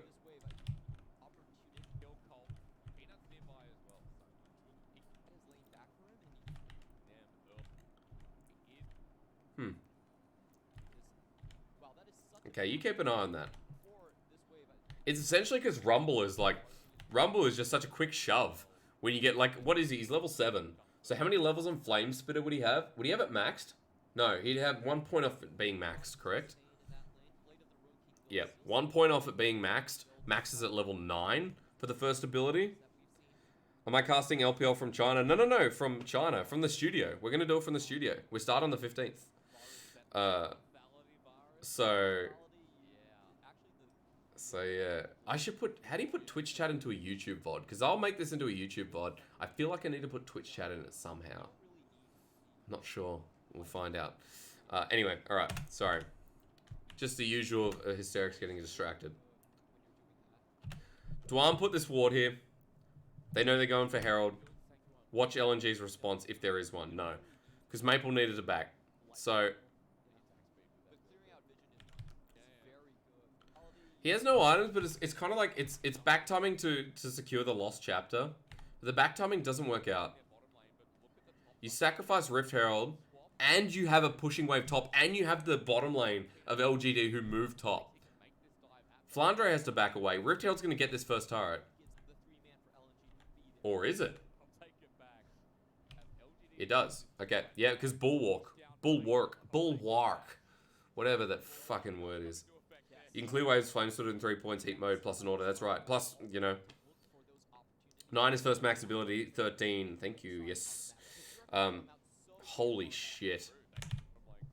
This is big. For free a lot of the time, yeah. I mean, Rumble roams for free, and especially in this game when, like, I think Maple hasn't really been that influential in lane as well. I don't think Maple's a great laner. I really don't rate Maple as a laner. He's really underwhelming. Okay. Was a fighter. Kramer's stuck. Flandre can re-engage. Yeah, that was super confident because Flandre overstepped. But he just goes into World Ender and turns back around. So here we go. World Ender. Lifesteal. Premature kick away. Peanut. Again, this is my concern. Right? Zoe gets a paddle star. And it's not even about the damage anymore. It's like... kicks away the Aatrox. Which is more acceptable in this situation because it's more of a defensive maneuver. But at this point in the game, it's like, well, Flandre's healing's not going to be that much. They needed to kill Flandre. But Maple just came and sideswiped them. That was very interesting. Is how easy it is to get a better mid. Yeah, after last season for sure, man. Maple is, Maple's not a bad... Maple's a good team fighter, I'll say. Maple... Okay. Maple can have good team fights. Sorry. But in laning phase, he's not great. That was just one by... They just walked in one by one. Give me a replay. Give me a replay. There we go. So, good trouble bubble is what you're about to see. Right? Good trouble bubble. We can agree that was good. Flandre jumps in. Chains of Corruption. They all jump into melee range. Kramer's free hitting. But the Solar Flare, when you have no health, Solar Flare does a surprising amount of damage. But so does...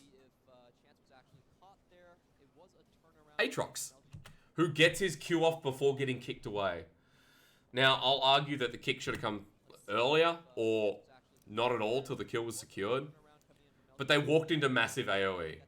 And LGD got super greedy for Kramer, for Flandre. And Flandre is able to come back in because he's got World Ender, he gets the resets, he gets the movement speed as well with it. Maple should be on Victor Azir duty. I mean, maybe. But that was good. That was a good punish from LNG. Like, LGD really wanted to threaten for that tier 2, and they did get it in the end.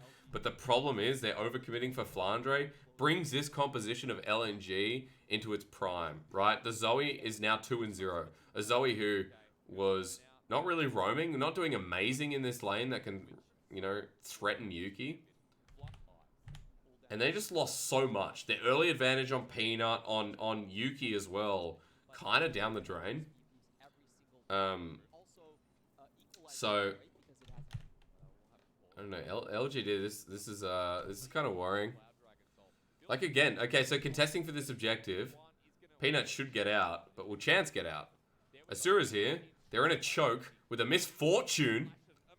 Fucking nice. That was okay. Now, LGD are just walking into unfavorable situations where they don't have the full information.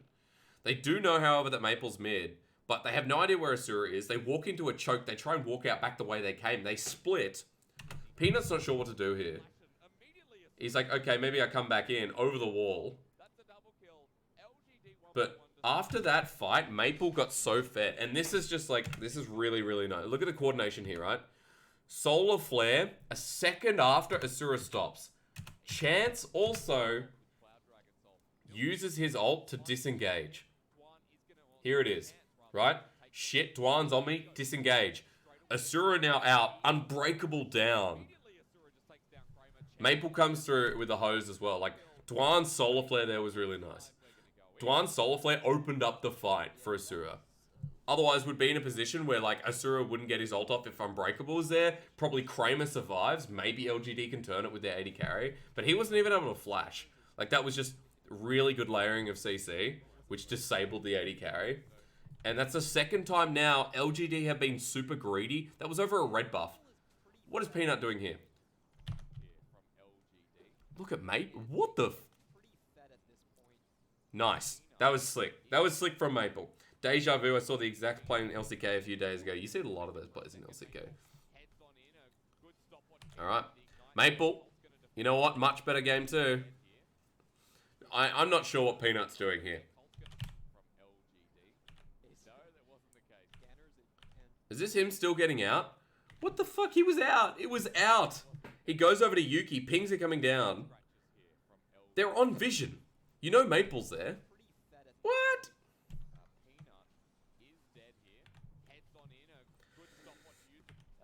And Colt's like trying to savor the moment. So I'm not sure what Peanut's do. What is the shot calling in LGD? They are solo queue play. What is the shot calling? And I will say that it's heightened by LNG actually really coordinating themselves in this early game. Like from an early game where I saw LGD were able to out-roam in game one, were able to kind of like really dissect what LNG, what XX was trying to do on the side of Peanut. This game, it's like turned around where XX is just getting freebies and Peanut is really, he's playing super aggressive when he doesn't have all the information. So this dive down bottom, I mean, this is viable to a degree. There's no flash on Aatrox, but Flandre's fucking huge. Okay.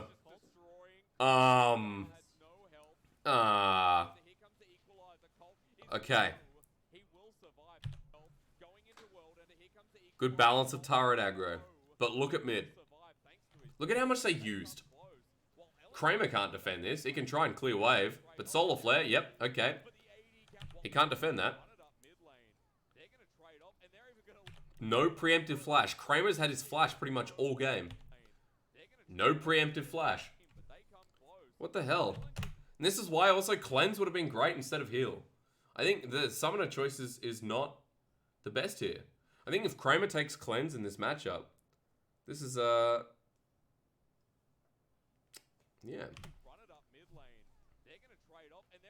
I don't know. That's poor from Kramer. I mean, I know he's trying to clear the way with Q, but they get a kill. They get mid. They get top. Maple didn't even have to join there. Maple gets top. At the cost of, did they get bot? Colt gets bot. And they got a kill. But you know what sucks about that? Is that Flandre absorbs so much pressure, so many ults. Look at the chain ripple effect that LNG are able to take. I mean, LGD this game, different brains. Like the 300 IQ play. Still better than Nuclear.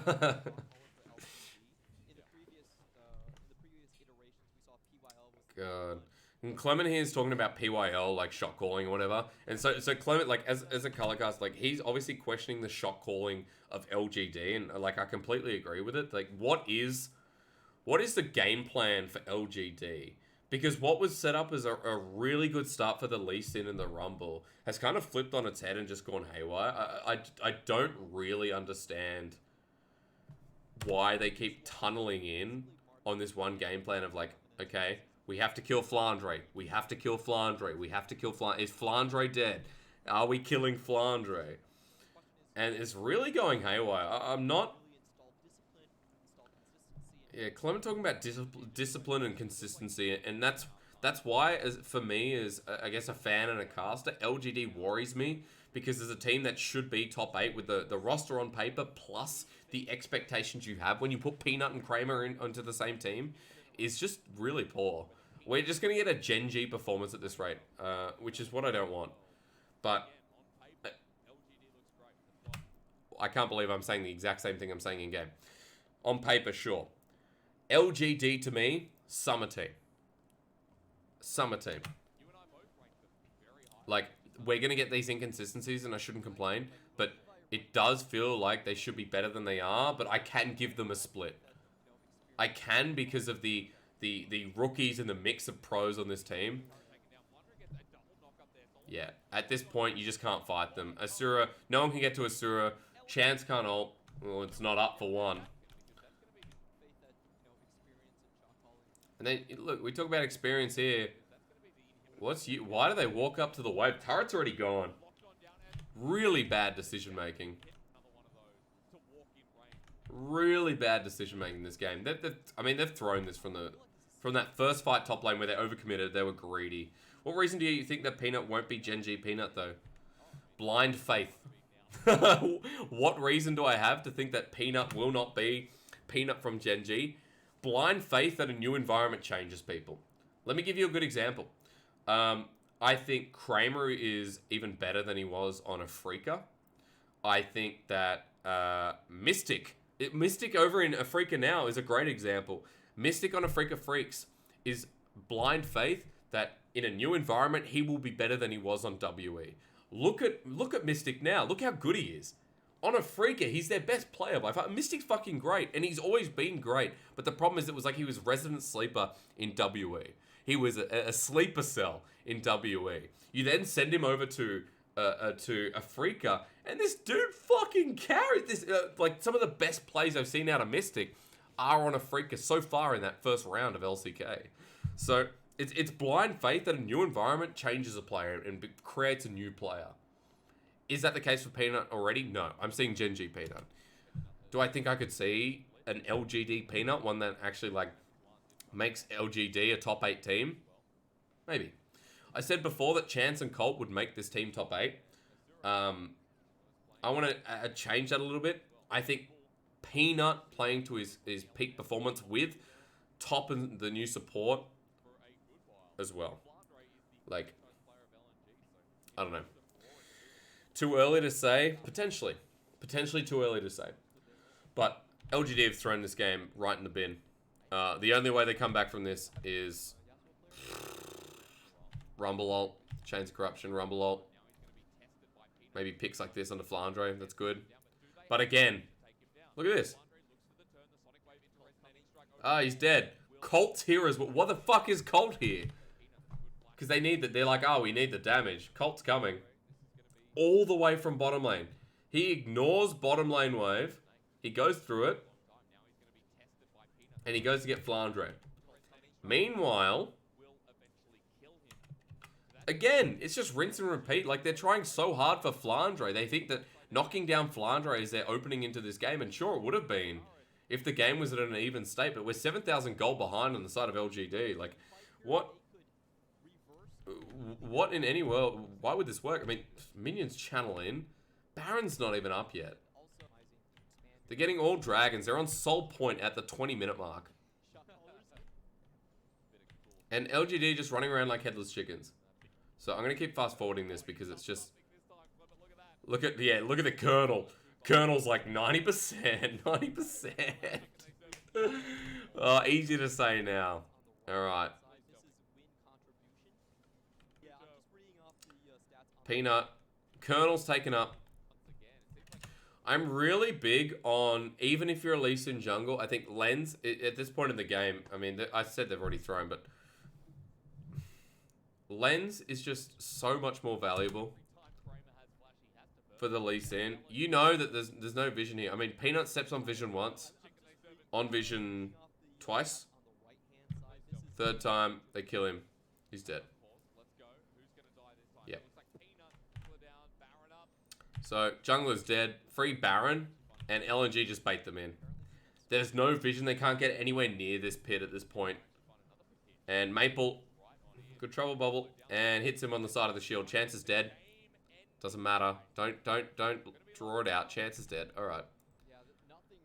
So Peanut will be alive, but LNG just playing with their food. This is throw it in the bin, ladies and gentlemen. This one's done.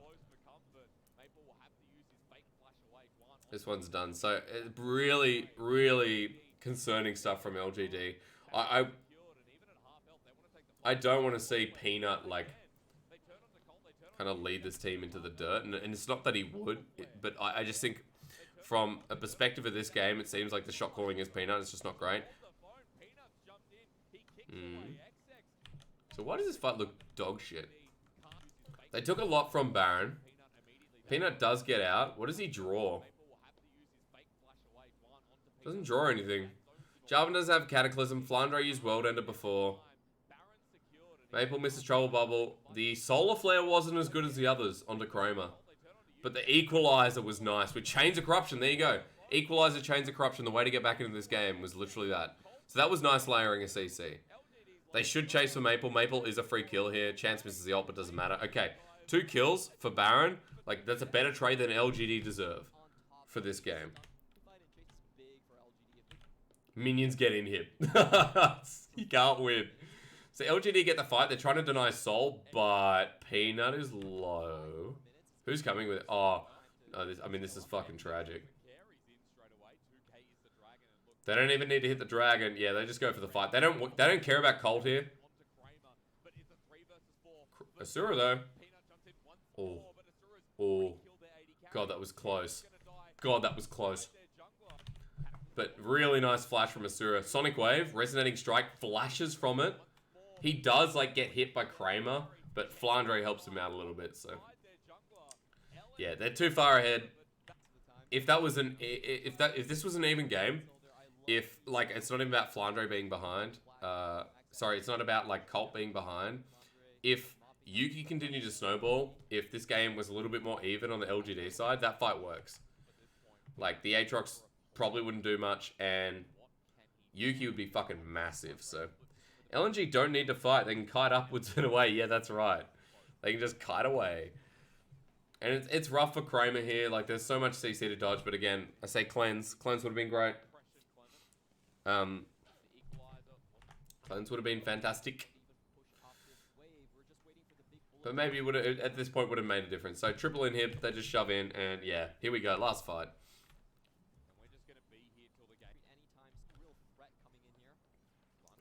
Chance walks over the trouble bubble.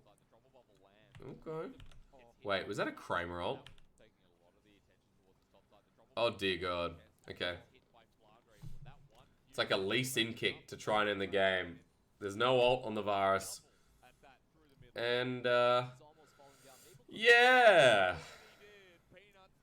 Maple's had a much better game. He's had a more consistent game. I mean, LGD gave it to LNG on a silver platter, but I'll also say that Maple has hit some pretty good bubbles. Maple has been pretty consistent in this game. Alright. Well, thoughts about that game, huh? Seems like Colonel had us on this. Colonel was right. LGD decision making. Like, what does it all mean? Jesus. Isn't that concerning, though, you know? Isn't that just so concerning? Fucking hell. Ugh. I don't know. I can look at that and I can say,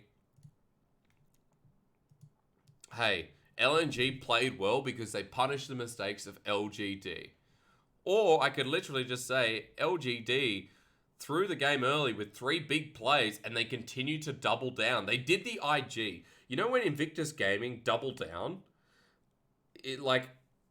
Invictus Gaming in the past, 2019 was classic because it was like, IG will double down on every play because that's what IG are. They believe in seeing it through to the end. So they'll go and go and go and go until quite literally they have no options left and they just lose the game, right? So I guess that's that, huh? I guess that's that. Now, Mr. Hysterics here has realized that overnight he has left pasta in his bag as he's doing a VOD review. So, I am going to work out how I throw this in the bin. I'm going to get a quick drink of water and then I'm going to be right back. What a shame for the pasta, hey?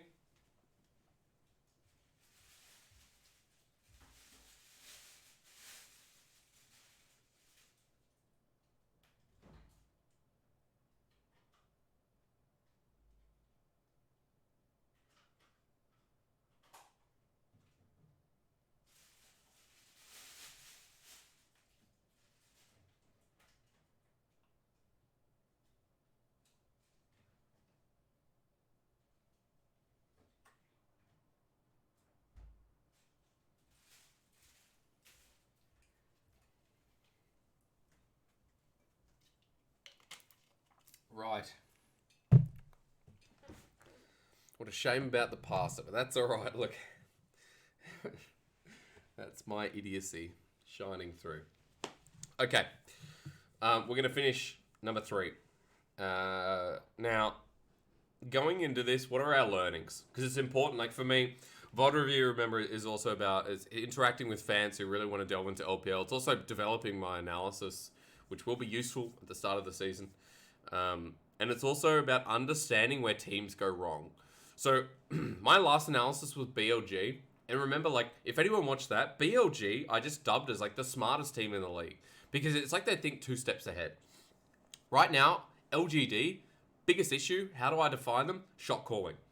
They make or break their games in the, like, split second of a play.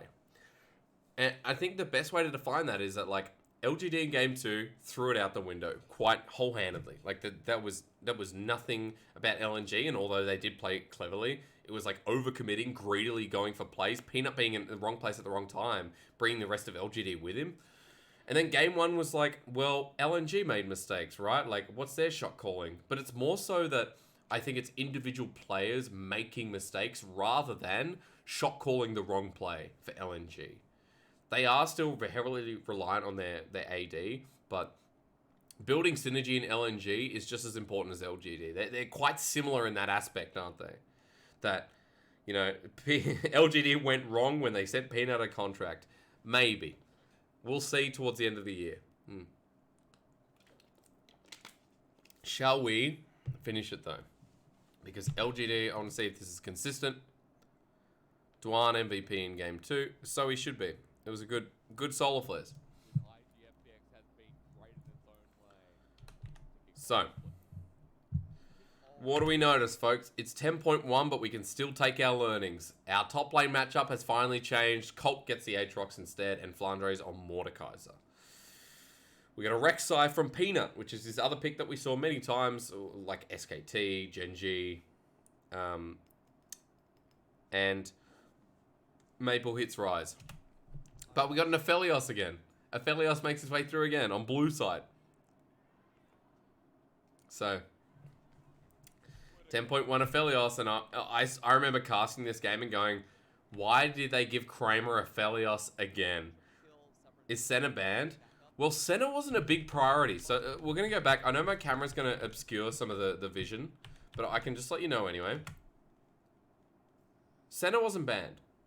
Because Senna in 10.1, remember, although it was very big for other regions, for the LPL, it was a bit more about the matchup itself. We sat with Aphelios, Misfortune, and there was a lot of Varus priority from LPL teams. Like a lot. So, even though Senna was there, for some teams they just didn't play it. And for these 280 carries, they definitely didn't want to touch it. Like, LGD were always happy to give Misfortune over to LNG. Sorry, LGD were happy to give Misfortune over to LNG, and twice in this game now, Aphelios has just been not banned because they've been prioritizing like the Kiana, like the bigger picks at the time when Kiana was OP. LPL love fighting, yeah. If LGD mid jungle fails, there's a strong chance they just lose the game. Yes, very much so. And like Mordekaiser Rise, you guys know where this game is going. Even though there's an Aphelios, it's like the ability to team fight later on, simply said, go give it to LNG. And the space they create with their ultimates, especially for LNG, good to see as well. They can change the dynamic environment. They can change the they can create dynamic environment. And they change the environment around them. Change to where he is. Change the environment. This is like the literally ice, earth, and magic. I don't know. I tried to go earth, wind, and fire, but I guess that didn't work. But Senna doesn't really fit early skirmishing, but she does fit control. Senna does fit control, though. So while I agree, I think it's also to look at Senna in another light, which is her ability to help control objectives and fights around the early objectives is good. But you're right, early skirmishing, maybe not as good as a Misfortune or an Aphelios. No, absolutely not. Can LNG 4-1 or 1-3-1 this game is the question. Well, we saw LGD's ability not to do that, even when Yuki was fed. But we get to a point in this game where, like, how do you match LNG, right? Like, when can you match that 1-3-1? Earlier on for sure, but it'll get to a point where, like, Maple and Flandre should be oppressive. Should. Keyword. League of Conqueror, by the way. There's nothing surprising in runes. Conqueror Jarvan. Conqueror Rek'Sai. Not Halo Blades. We rarely see Halo Blades Rek'Sai, fun fact, in the LPL. Like, very rarely.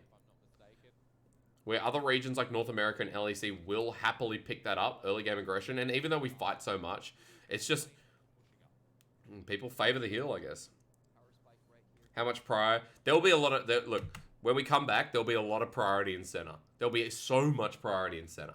You have to look at how, like, the league has developed and the meta has developed, sorry. How League of Legends itself has developed. And we're coming into a meta where, like, center Tahm Kench will be played, for sure. Crisp and LWX will play that lane. There's no way they won't. Because they're like a Varus Tahm Kench bottom lane. They love Varus Tahm Kench. And I know LWX plays center. So that to me says a lot, you know. They did play a lot of center and Demacia Cup knowledge, by the way. But that was also on the side of Puff and Southwind on well, they weren't on Invictus Gaming at the time. Was it just Puff? Who played a lot of center? Maybe it was Puff. Either way, Puff in the first series did play a bit of center. It was just different priorities. Different priorities for different ADs. Give me some more of that Knight Z. Oh, baby. But I'm expecting a lot of center priority when we come back. For sure. For sure.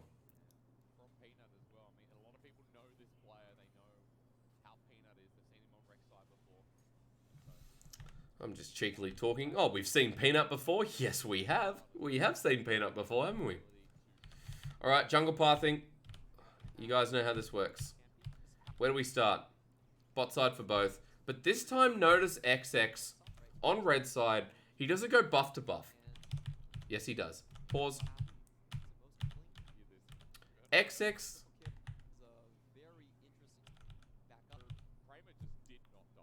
Top side, sorry. Excuse me. I was looking at time. Gets a leash as well from Colt on side of Peanut. So what's the pathing from XX? Takes a long way around.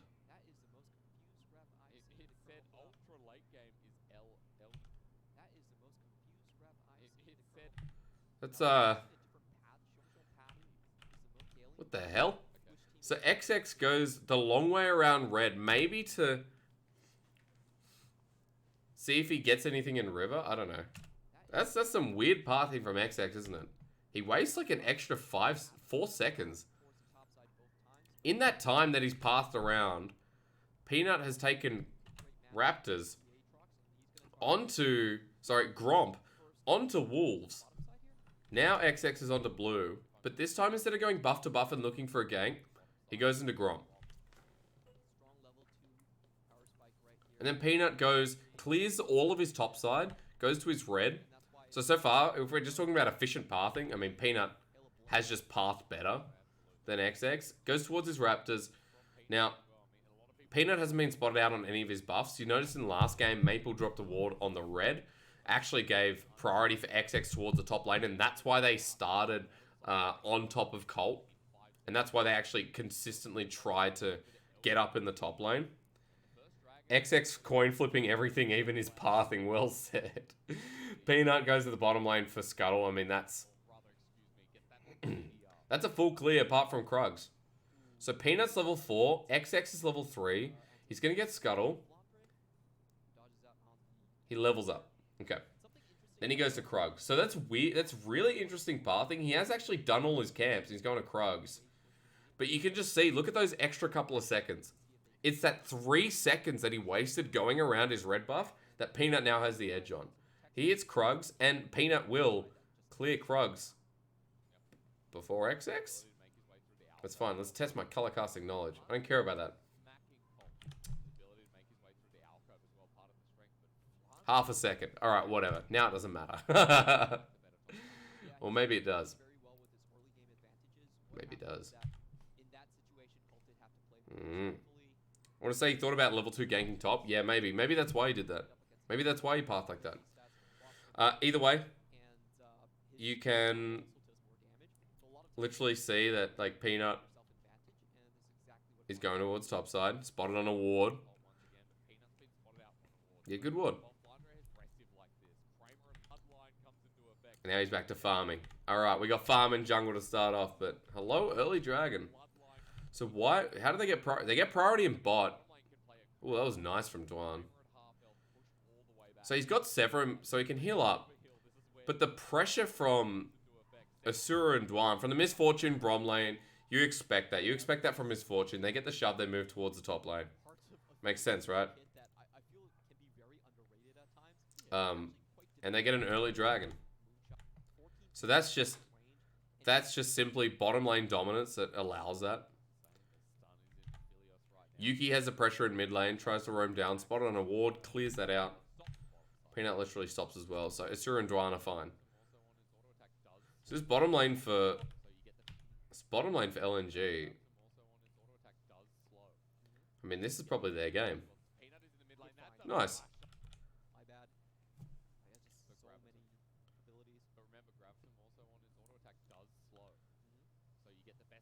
Cool. Maple gets heavily punished for walking up to the wave. Oh. Oh. Oh no. He was just short of Peanut. Tried to get him in turret range.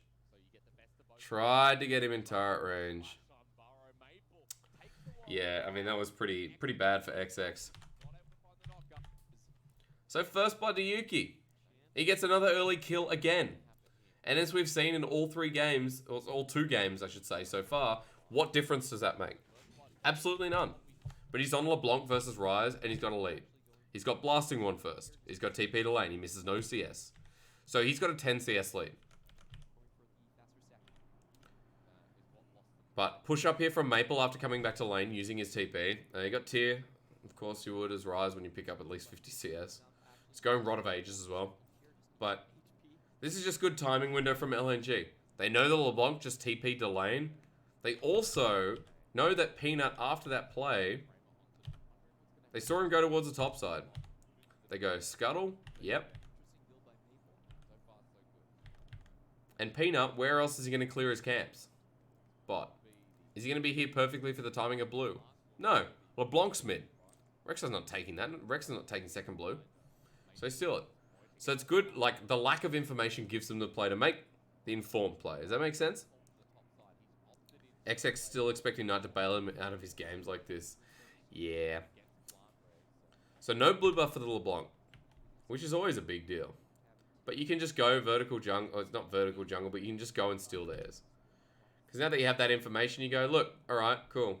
There's blue buff, it's coming up, but hang on. There's only an 80 carry in lane. They see Dwan coming into lane with a Tremor Sense. Yuki's here as well. Pings are coming down. They think blue buff first. So this to LGD is the play because they think, oh yes, they're at blue buff. And now enough time's passed that they go, maybe they're here now. Maybe we can get out. But the Flash Zenith Blade. Perfect.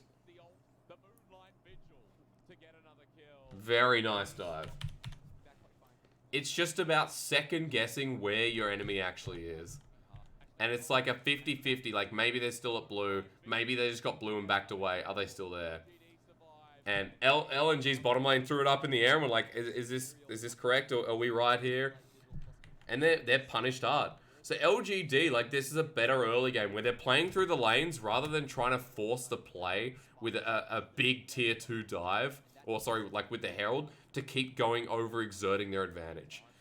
In the last game, all we saw was LGD literally pushing and going, yeah, we can probably get this, we can probably get this. That's just a clean dive. They back away, they give priority back over to the lane for the Aphelios. And that was just a really clean dive. Now, everyone resets. When does XX start this? Starts it now, when everyone's resetting. And you think, yeah, this is going to be the trade, but look how fast they get back. Big LeBlanc, by the way, can walk back in 2k. And they kind of doubt how fast LeBlanc is in rotating over to the Rift Herald. XX at half health doesn't want to die, jumps out. Dwan here as well. They're just kind of saving the Rift Herald. That was close. That was super close. And lucky they didn't use anything. They didn't use really anything at all. What's your opinion on Righteous Glory Rise? For games that you know, you really want to exert your advantage, Righteous Glory Rise is painful. Now, I don't know where you're going to find this, but Doomby once said, or at least the reason that he builds Righteous Glory Rise is because the tank stats, like in the mid game, make it so unbearable to beat Rise, and he becomes so tanky that when you've got this advantage as Rise with Righteous Glory, you can just end games, right? Like, you act as a front line, and also, you're expecting this game to end in the next 10, 15 minutes. Because they're stats that otherwise you could apply to ability power, etc., etc. But it just makes you such a good mid-game powerhouse. And also, I mean, the tanky stats do scale, like, late. Like, you get a Rise with Righteous Glory late, you're still oppressive as hell, because his numbers are so great. Right here, Righteous Glory Rise, yeah, it would be quite broken. Well, look at that team, look at the chase that it would add. But at this point in the game, you're not even looking towards that late game stage, because LGD have just played this early game pretty damn well. Like, they're all over the map at this point. So, Yuki's already got a massive lead. He's building towards what looks like the hose again. And Aphelios, yeah, look, it has BF Sword and Caulfield's Warhammer at 9 minutes in the game. So, he's got a big lead in this lane. Cloth Armor probably... Is he going to go Ninja Tabi? Tabby? Tabi? Tabi?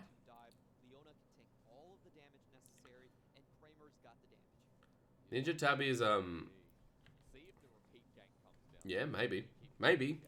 Yuki coin flip in this game. God. Luden's build for LeBlanc.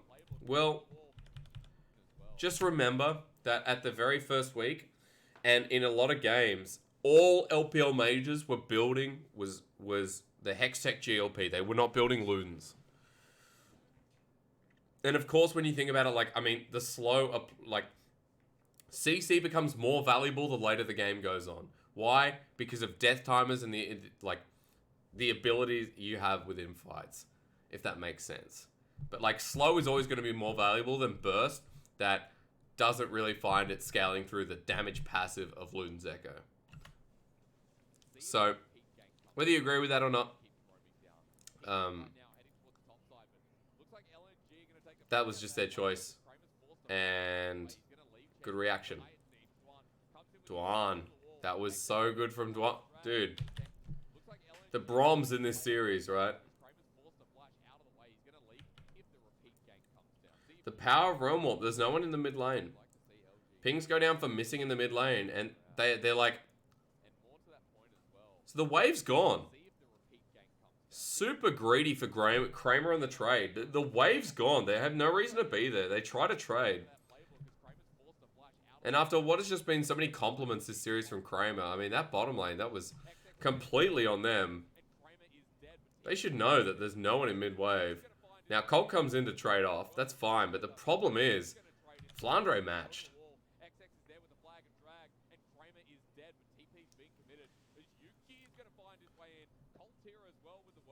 And yeah, against concussive blows, what are you going to do?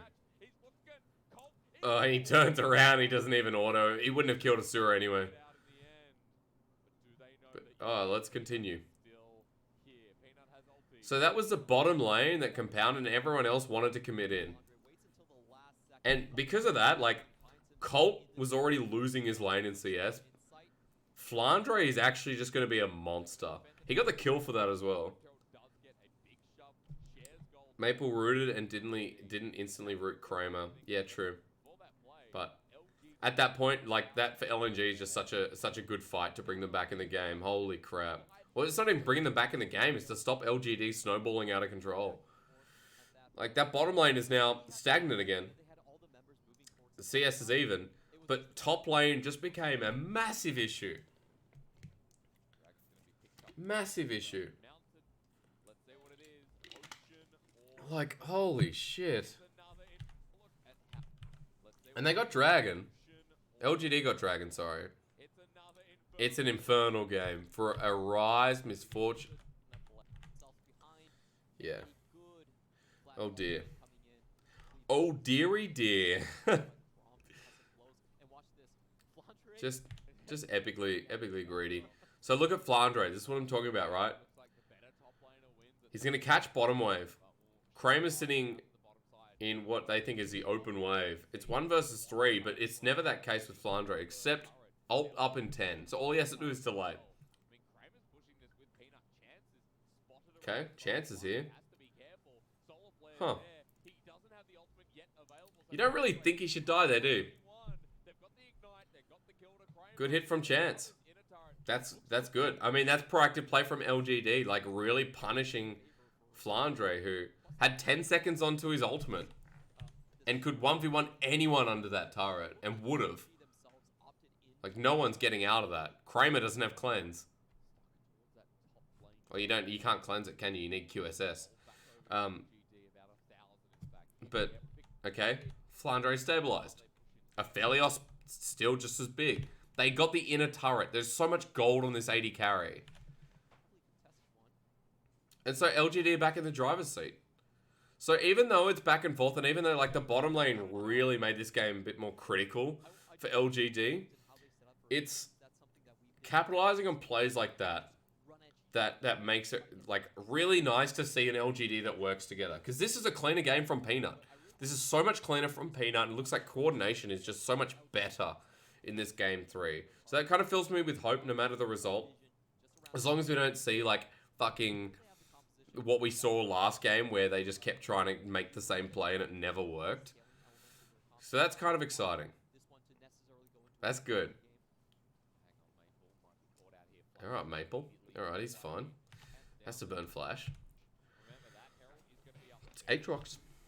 He's a big Aatrox. Well, he's not big, he's just Aatrox. A lot of gold towards the 80 carries. That's what you expect. Plus you got tier 2 turret as well. The gold going over to Kramer and Chance. Plus Peanut. That's a very preemptive world ender. You see XX, I guess.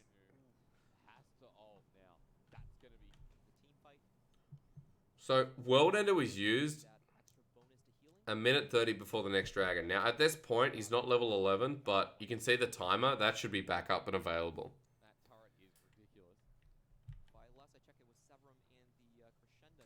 But, I mean, LNG grouping up, they burn the ultimate, they get priority back in the river. Like, Colt knows he can't fight.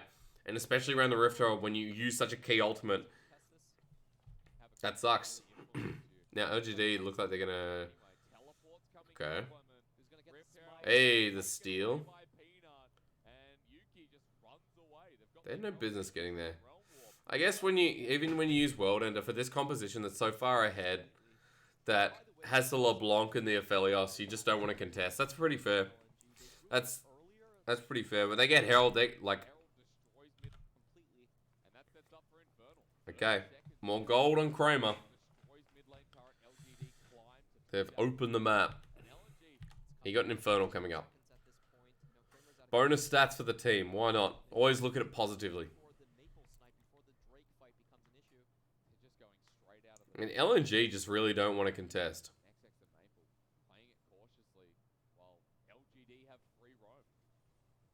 They're really scared of this Aphelios LeBlanc right now. And so they're giving up Dragon. They're just not... Is this RNG? Oh, God. Not quite. Clement says, slower and controlled game. Yeah, it really is. It really is like an LGD show of control, it seems. If you want to call it that. It's time to find my charger, I think. Time to find my charger. I don't know. With LGD, it's like... What do I think? What do I think about this team? I think that, like, they've got so many issues.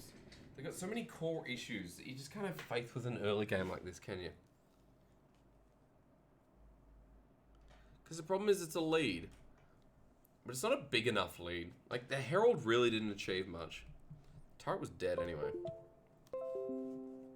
Hello, thank you, computer. I know I've charged. I know I'm plugging it in. No, get away. I don't want... Leave me alone. But it's about that Rise getting the Seraphs. Archangels, I should say. Mordekaiser getting the second item. He's got the Leandres.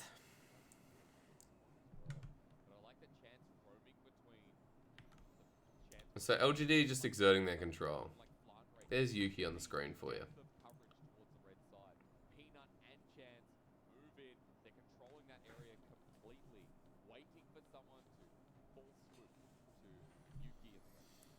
And so controlling the side lanes, but LNG just making the trade play. And with this much dominance, I'd say that like there shouldn't be a trade going on from LNG. Like the ability to walk up to this turret. You look at how far ahead LGD are in this game. And LNG are just getting away with murder. I mean, they got that bottom lane turret. They get out free. Another Dragon's not up for 3. I mean, they've just... This game, the more priority they get in these lanes, the slower this game becomes for LGD to fight against. You got a 2-item Aphelios. And we're going to have to skip ahead to this fight. This is slow as hell. You really just got to wait. You got a Stone Plate for Brom, Stone Plate for Leona. It's like, alright, let's fight around this next Drake. Baron's up. We're not touching that for a while. You know. Okay, let's go Dragon.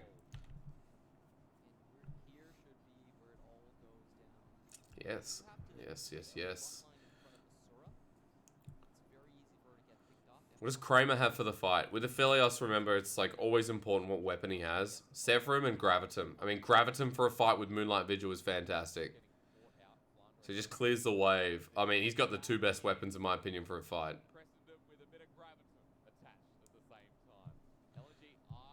Alright. So they're starting Dragon. I think LGD want to fight here. Yuki got nothing. Infernum got nothing. 2 big ults that just did absolutely bubkiss. Solar Flare's late. Here's Kramer, but Asura gets... Okay, not the greatest ult. Flandre just ults him. Yeah, okay. Everything missed. That should have been... LGD should have just destroyed that fight. But then I guess as well, I mean, Maple was at... Look at, like... What was Maple's items at the start of that fight? I mean, I could be wrong. I mean, Maple has Seraph's Embrace, and he has almost 10 stacks. I think he hits 10 stacks at, like, the start of this fight. Or at least he hits it in the middle. Yeah, he hits it during. So, good item window for the Rise, but yeah, there's just everything from LGD misses, and then they decide to go in 1 by 1. Colt can't do anything to salvage that. And they just give a composition that is going to get better at fighting more time.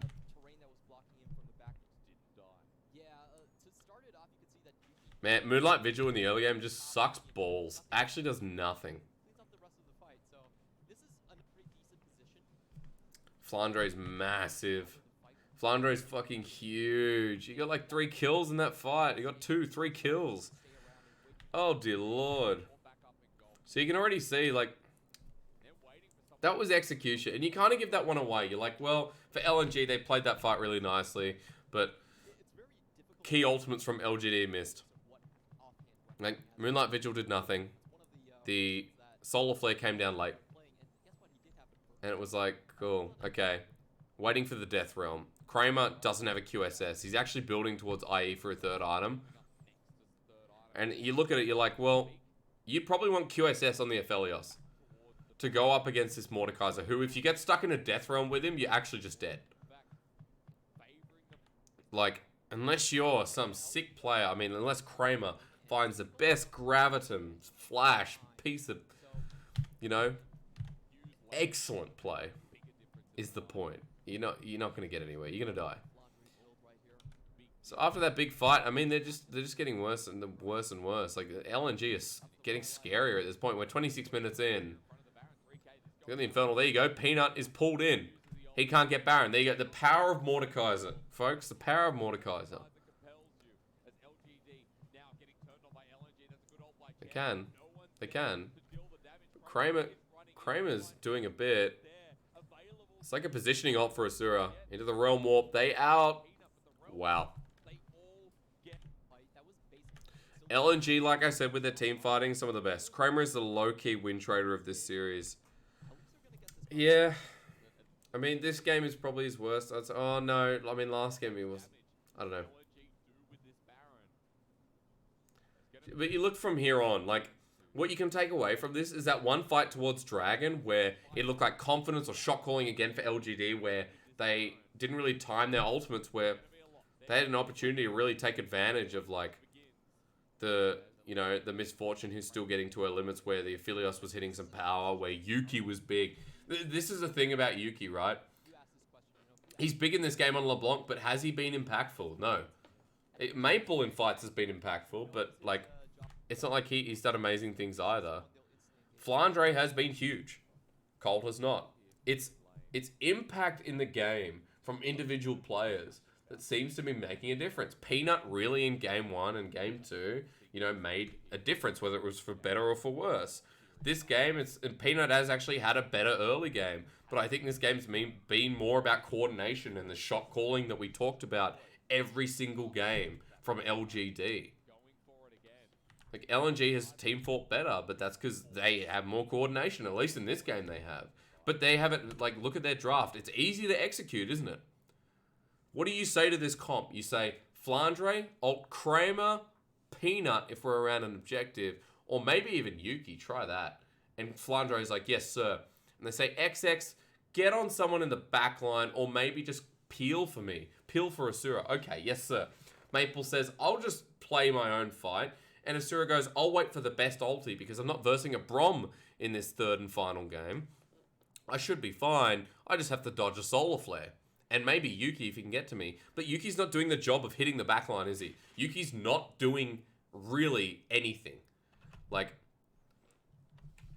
and it's gotten to this point where LGD are forced to lie on their back because they've got no options left. So there's a lot of things to dissect with what LGD are kind of showing us here, but the main one is that the shot calling lacks. Decision making lacks. They have some good moments, but it's not consistent because they're not on the same wavelength. LNG are the better team fighting team, not just because of comp, just because LNG as a unit are. So this is a good pick onto Maple, but again, it's like, okay, LGD say, we need to pick him off, but what's the cost every time? LNG decision making there. LGD's not. Again, we saw this in game 1 and game 2.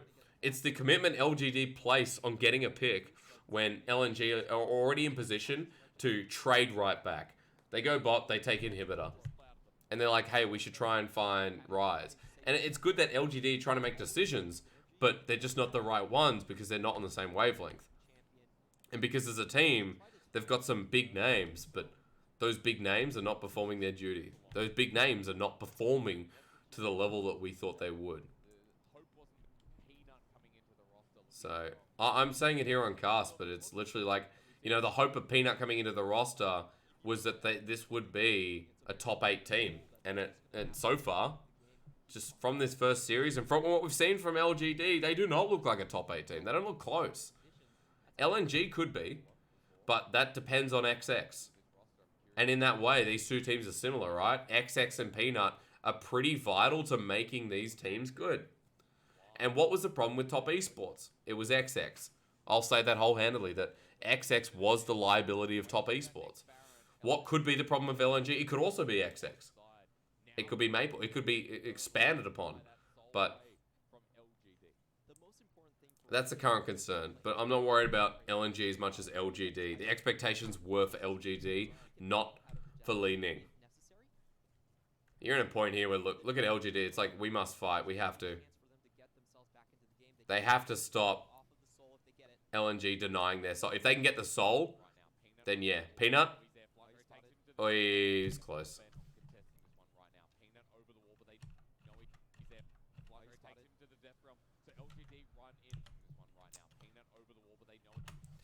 This is why Mordekaiser, if you're a jungle main, you know the pain of versing a Mordekaiser.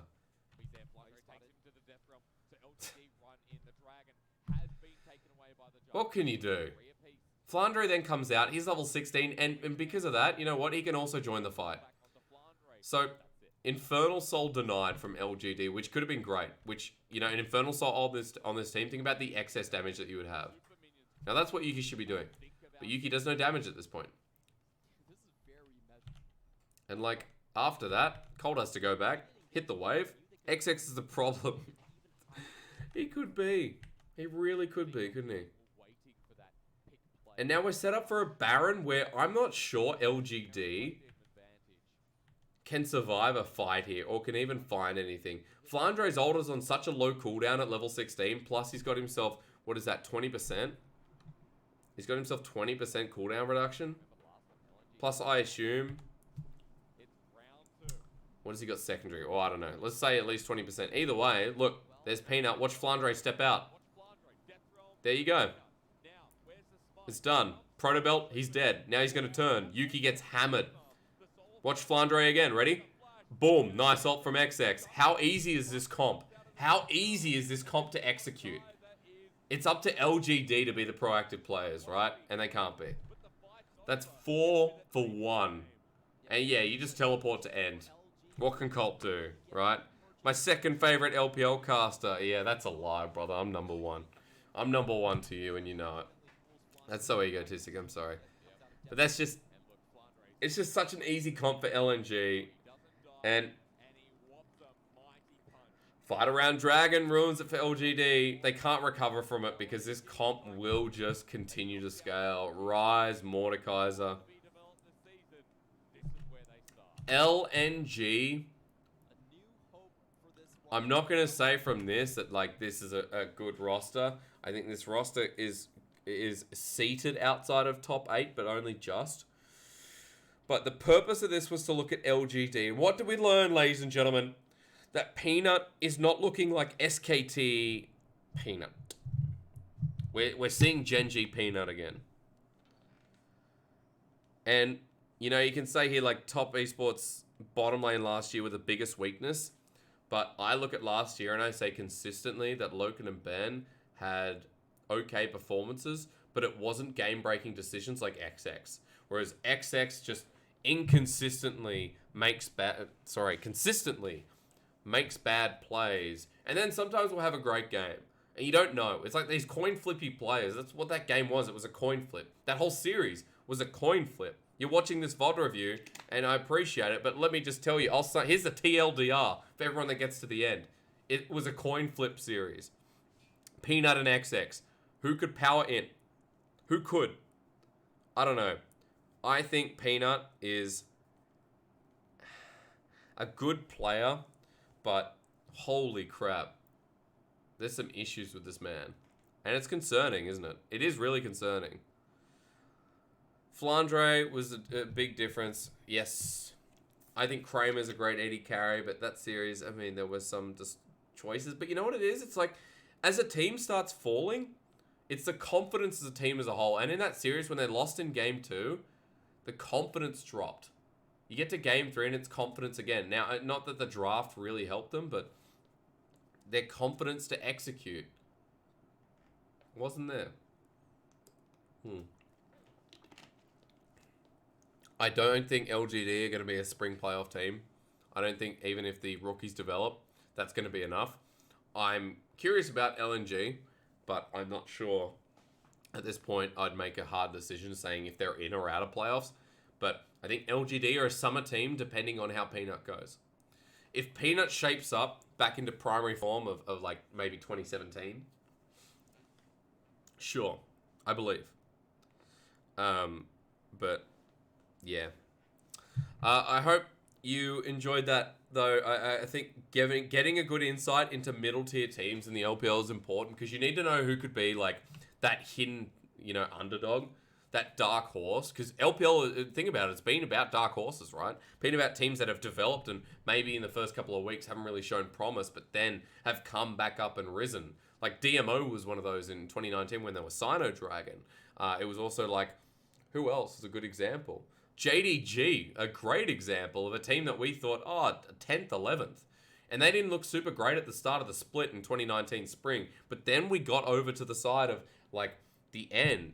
Over to the side. We got to the end of spring. And JDG made it, and they started climbing in playoffs itself. So it's good to understand these teams. I will be doing a VOD review on Easter. I think the best team in the league at the moment is,